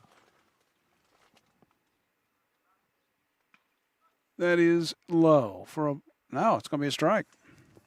Yeah, I'm thinking the home plate umpire is going to make this fairly wide strike zone now that we are in that 10-run rule area here in the top of the fourth. Next pitch from Marlowe is in there. Breaking ball, strike three. A rough inning for Southeastern. Man, I'm not going to even be able to count that up. It doesn't matter.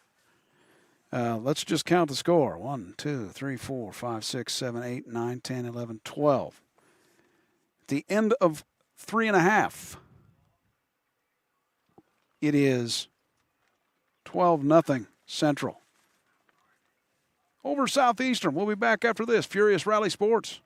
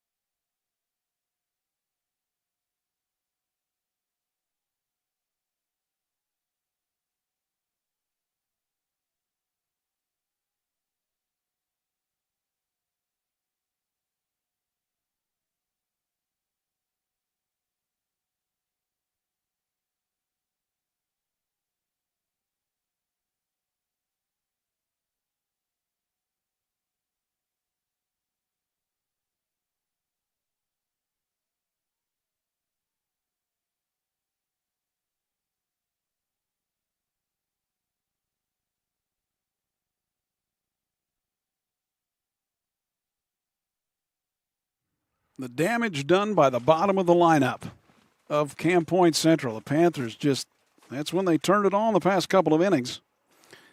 A game that was close, well, not anymore. I have it at 12-0.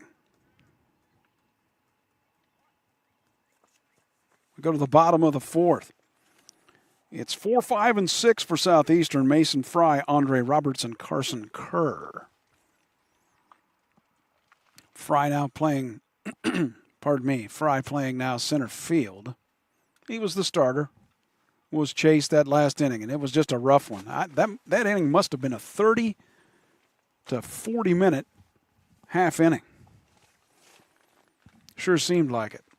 Forgive me if I sounded like I got winded and confused writing in the scorebook. Here's the pitch and fouled off from Connor Griffin to Mason Fry.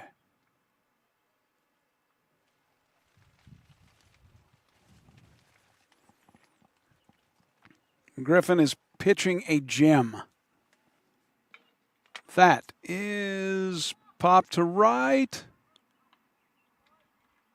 Able to make the play. First baseman, I should say, made the play.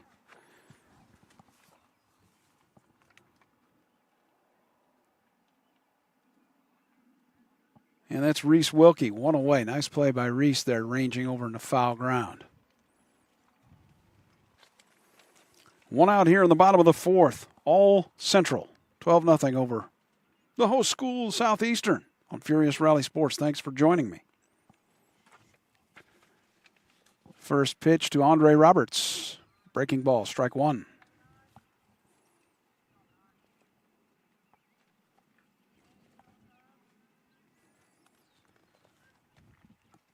First baseman swings at the next one. Good moving fastball left to right, strike two. Griffin's got some good pace on that pitch, and it has a lot of movement on it. At least it appears that way from the center field camera. The two-strike pitch from Griffin. Breaking ball, swung over the top, strike three, two down. Making quick work of the Suns here in the bottom of the fourth. Carson Kerr now your third baseman. Remember, Southeastern only has 9 players out.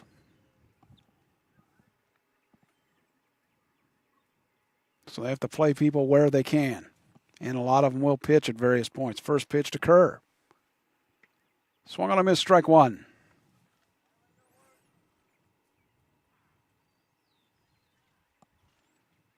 Beautiful day at Southeastern. Next pitch on the 0-1 is fastball high, 1-1. Couldn't really ask for a better spring day. A little warm considering for a spring day, but hey, we'll take it. The 1-1 to Kerr from Griffin is swung on a miss, strike two. Connor Griffin is pitching a game, let me tell you. The two-strike, or the 1-2, 2-2 now to Carson Kerr. 12-0 Central, bottom of the fourth.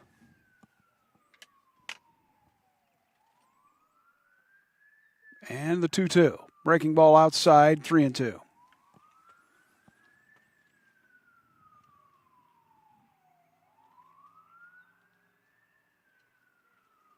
Central has really come out today and shown their moxie, that's for sure. The 3-2, upstairs, ball four. Carson Kerr aboard with the walk. Two-out walk, that is. Case Marlowe now, the pitcher, came in the fourth. The pitch came in from center field. He's your number 7 hitter.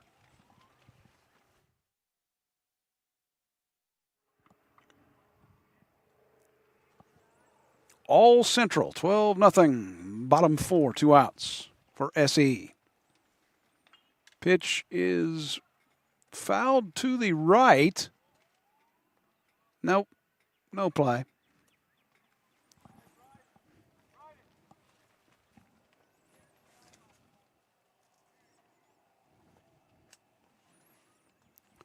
First strike on Case Marlowe. Connor Griffin. And that cat is spinning out there. Spinning. Doesn't seem to make a whole lot of effort, right? He seems to be pretty free and easy out there. Looks at first. That Carson Kerr is going nowhere. He will not be going. Pitch is fouled. 2 strikes now on Case Marlowe.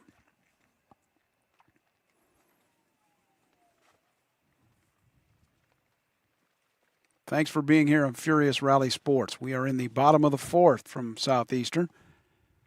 12-0, Camp Point Central. Panthers are roaring. 2-strike pitch to Marlowe. Strike three.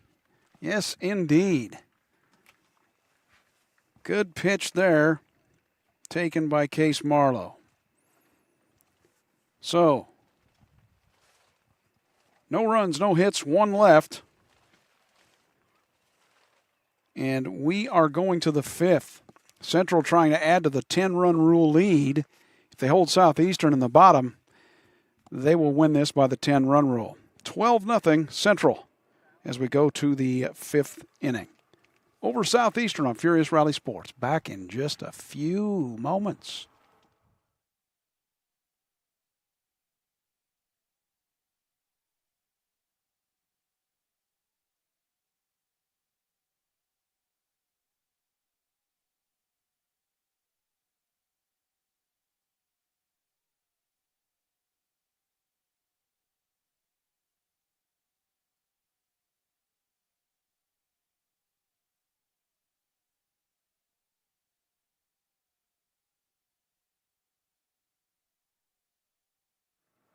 Quick note for you in the fifth, the Southeastern softball team is leading West Hancock 5-1 in the fifth.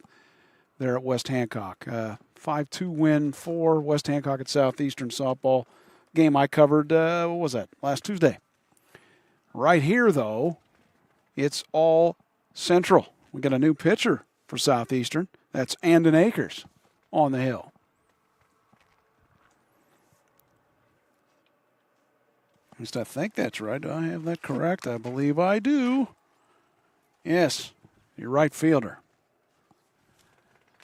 Not sure what they did for their, I believe they have, yeah, they've put Case Marlowe back in right. Mason Fry is in center now.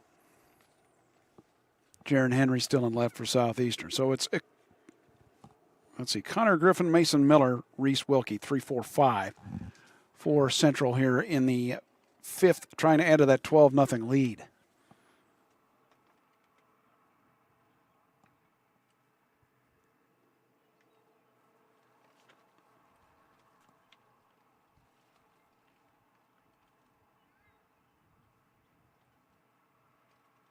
Again, the grass infield, the first year for it here at Southeastern.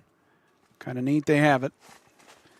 Of note, one of the schools consolidated with Southeastern, or in the consolidation, Bowen at one point did have a grass infield.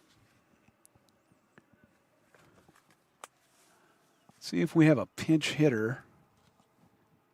It's going to be tough for me to tell. Believe we do. So we'll take a look at the first pitch. Ball.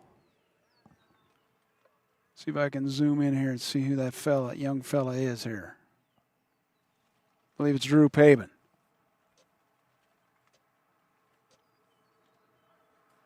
Pitch is in there, 1-1.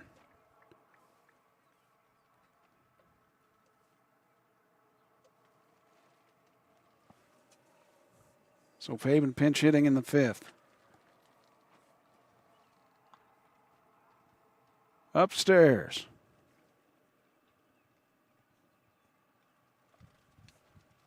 Pinch hitting for Connor Griffin.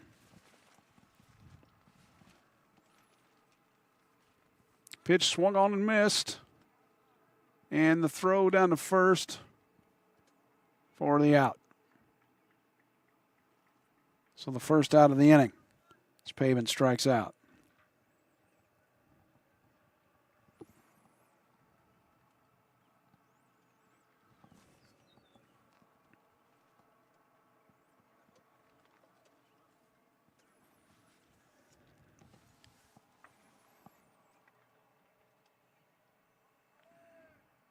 And I'm not sure if we have another pinch hitter or not here in the fifth.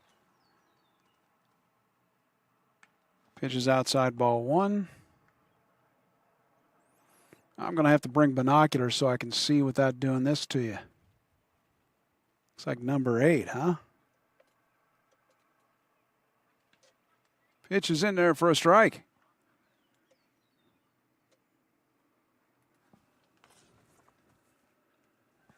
And let's see, that would be Colin Likes. Swung on and missed.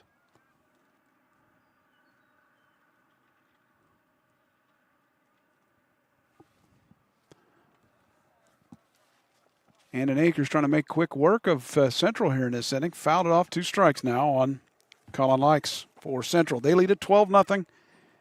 2 huge innings in the third and the fourth, especially the fourth. And went round the lineup. 2 strikes to Colin Likes from Andon Acres, low in the dirt. I believe we now have 2-2. Forgive me for not getting the count right sometimes. I'm looking down, writing the score down, and it's just checking various things. This swung on a miss, strike 3. Into the glove, 2 down. See if we have another substitute hitter here. Looks like we do.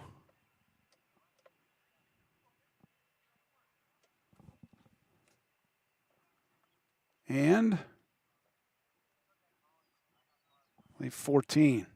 Okay. Whoop. Come on back. First pitch in there for a strike. And that would be Mitchell Meyer. Boy, did I write that right?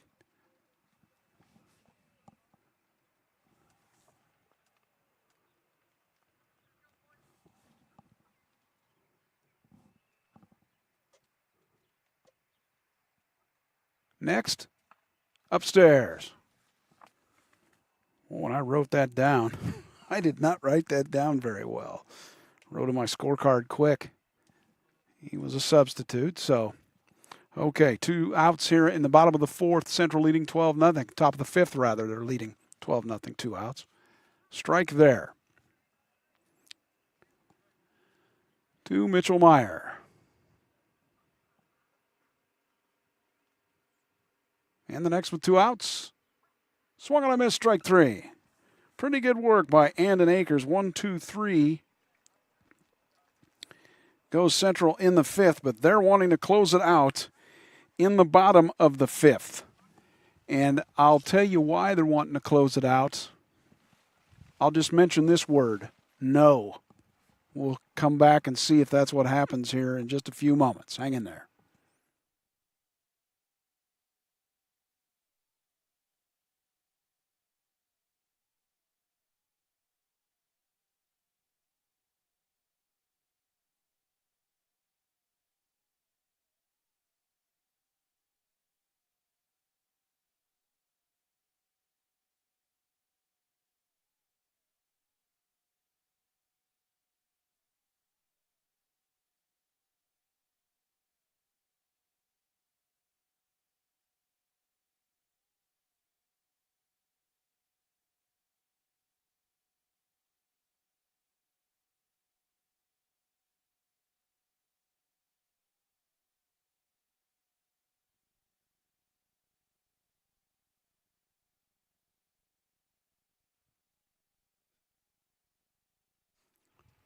Welcome back to Furious Rally Sports. The bottom of the fifth, well, perhaps the last shot for Southeastern. They're down 12-0 to Central. And Garrett Miller, or rather, I'm sorry, Connor Griffin. Where did I get that from? I combined some names there. Good gravy. Sorry, Connor. He is pitching a fantastic game. And that's what I'm going to tell you, so I won't say anything more for you Central fans out there. I mean, he really is. It's 8-9-1 for Southeastern. Andon Acres, Jaron Henry, and the leadoff hitter, Jarrett Van Beck. First pitch from Griffin. Low, ball 1. 12-0, Central. Bottom 5. This could be it because of the 10-run rule. There goes the Amtrak, baby.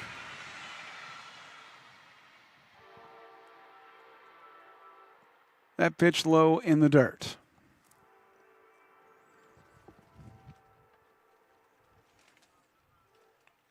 Connor Griffin not on the hill today for Central. The Panther pitcher just free and easy throwing.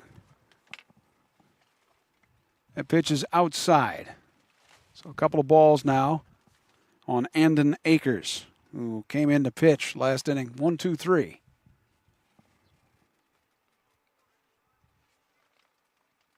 Next pitch is high, 3-0. Or that's ball 4. Correction.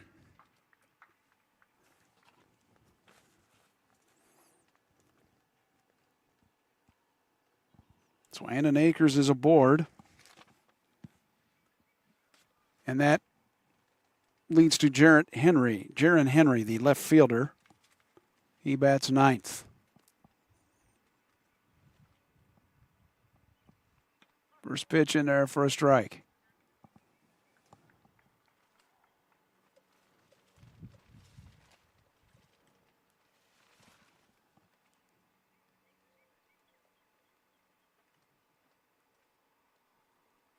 The next, swung on, fouled. Strike 2.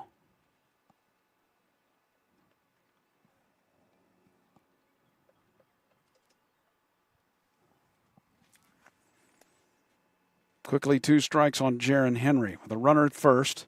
The leadoff hitter, Andon Akers. Down 12-0 is Southeastern to Central. Got to have runs. Got to have 2 or 3 or you're done. 10-run rule. Pitch is swung on and missed. And Jaron Henry will strike out. First out of the inning. Now the leadoff hitter, Jared Van Beck. Remember, Southeastern has only 9 players.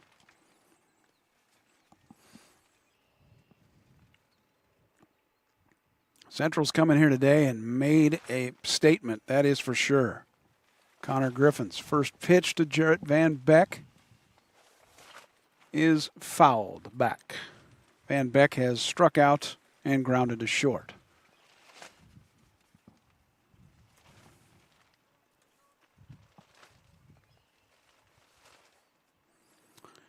I have Connor Griffin for 7 strikeouts. I'm hoping that's correct in the scorebook. The next breaking ball, strike 2 to Van Beck. Southeastern needs some runs here in the 5th or it's over. 12-0, Camp Point. 10-run rule issue. Pitch on the outside edge. Oh, the catcher was really wanting that one. I believe Cole Peterson's still behind the plate. Tried to pull that in, didn't get it. So what, 1-2 here now with the runner at first, Andon Akers. Van Beck awaits the next one from Griffin. And that is fouled back in the backstop. Straight back. And remember the coach that used to coach at Southeastern, Dave Swicegood, always, if you hit one in the backstop, he was always encouraged. You know, you were on the hitter or on the pitcher. As a pitcher, he wouldn't be very happy if you did that. Let's see what Jared Van Beck can do. Takes it outside 2-2. 12 for Camp Point Central. Nothing for Southeastern. Bottom of the 5th. IHSA baseball from Augusta, Illinois.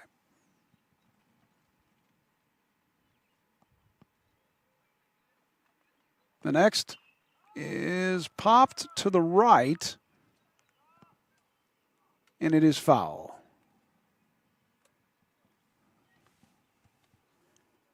Van Beck gets to live another day.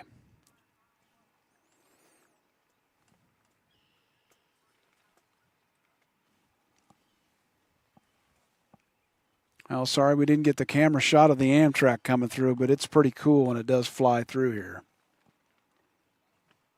Swice Field at Southeastern. All Central today, 12-0. Trying to close it out is Connor Griffin. A couple of strikes on Jarrett Van Beck. This one popped foul to the right. That ought to tell you how good a fastball Griffin has. Seems like the Southeastern hitters, for the most part, have been behind him.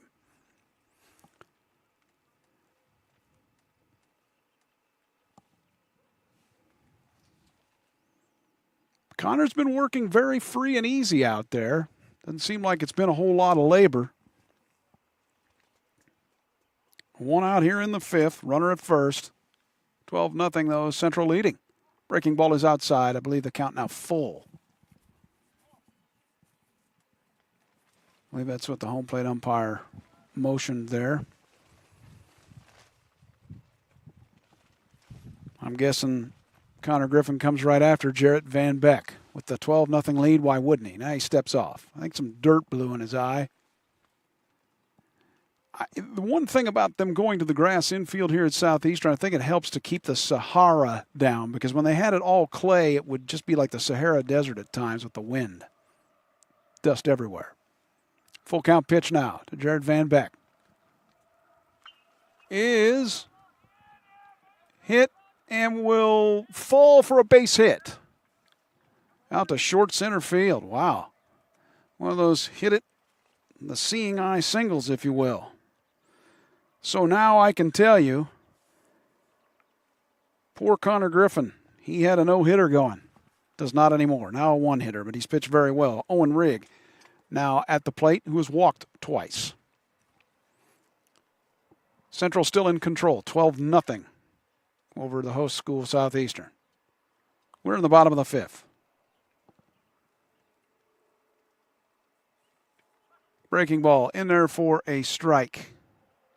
Yeah, Jarrett Van Beck has some speed. He may take off. May not, though, with a 12-0 deficit.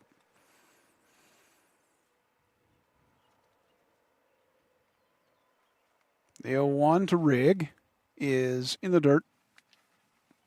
Or at least the glove was caught in the dirt. Caught the ball in the dirt. 1-1.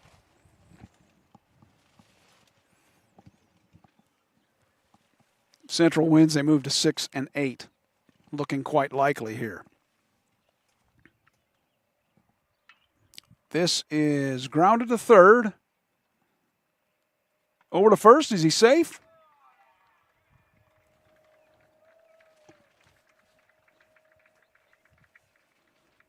And that is the game.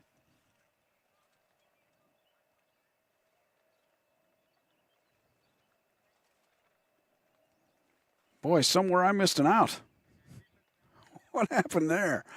Okay, well, it doesn't matter. It finished with a one-hitter, and the final score, Central. Man, I don't know what happened to my score sheet today. That was terrible. Central wins it, as I have it, 12-0. One hitter for, at least in my scorebook anyway, for Connor Griffin. Great pitching performance today for Connor.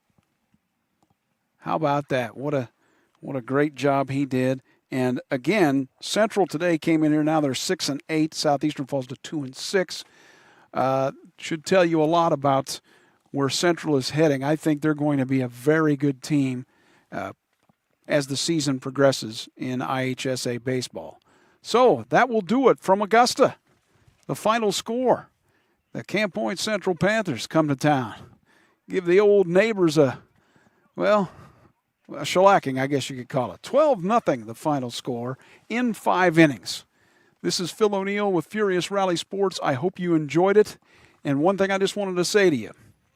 So maybe today was not a day where your team had a furious rally. But I want you to hear me out here and listen to this. Make tomorrow the beginning of your own furious rally. This is Phil O'Neill from Furious Rally Sports. I will talk to you soon.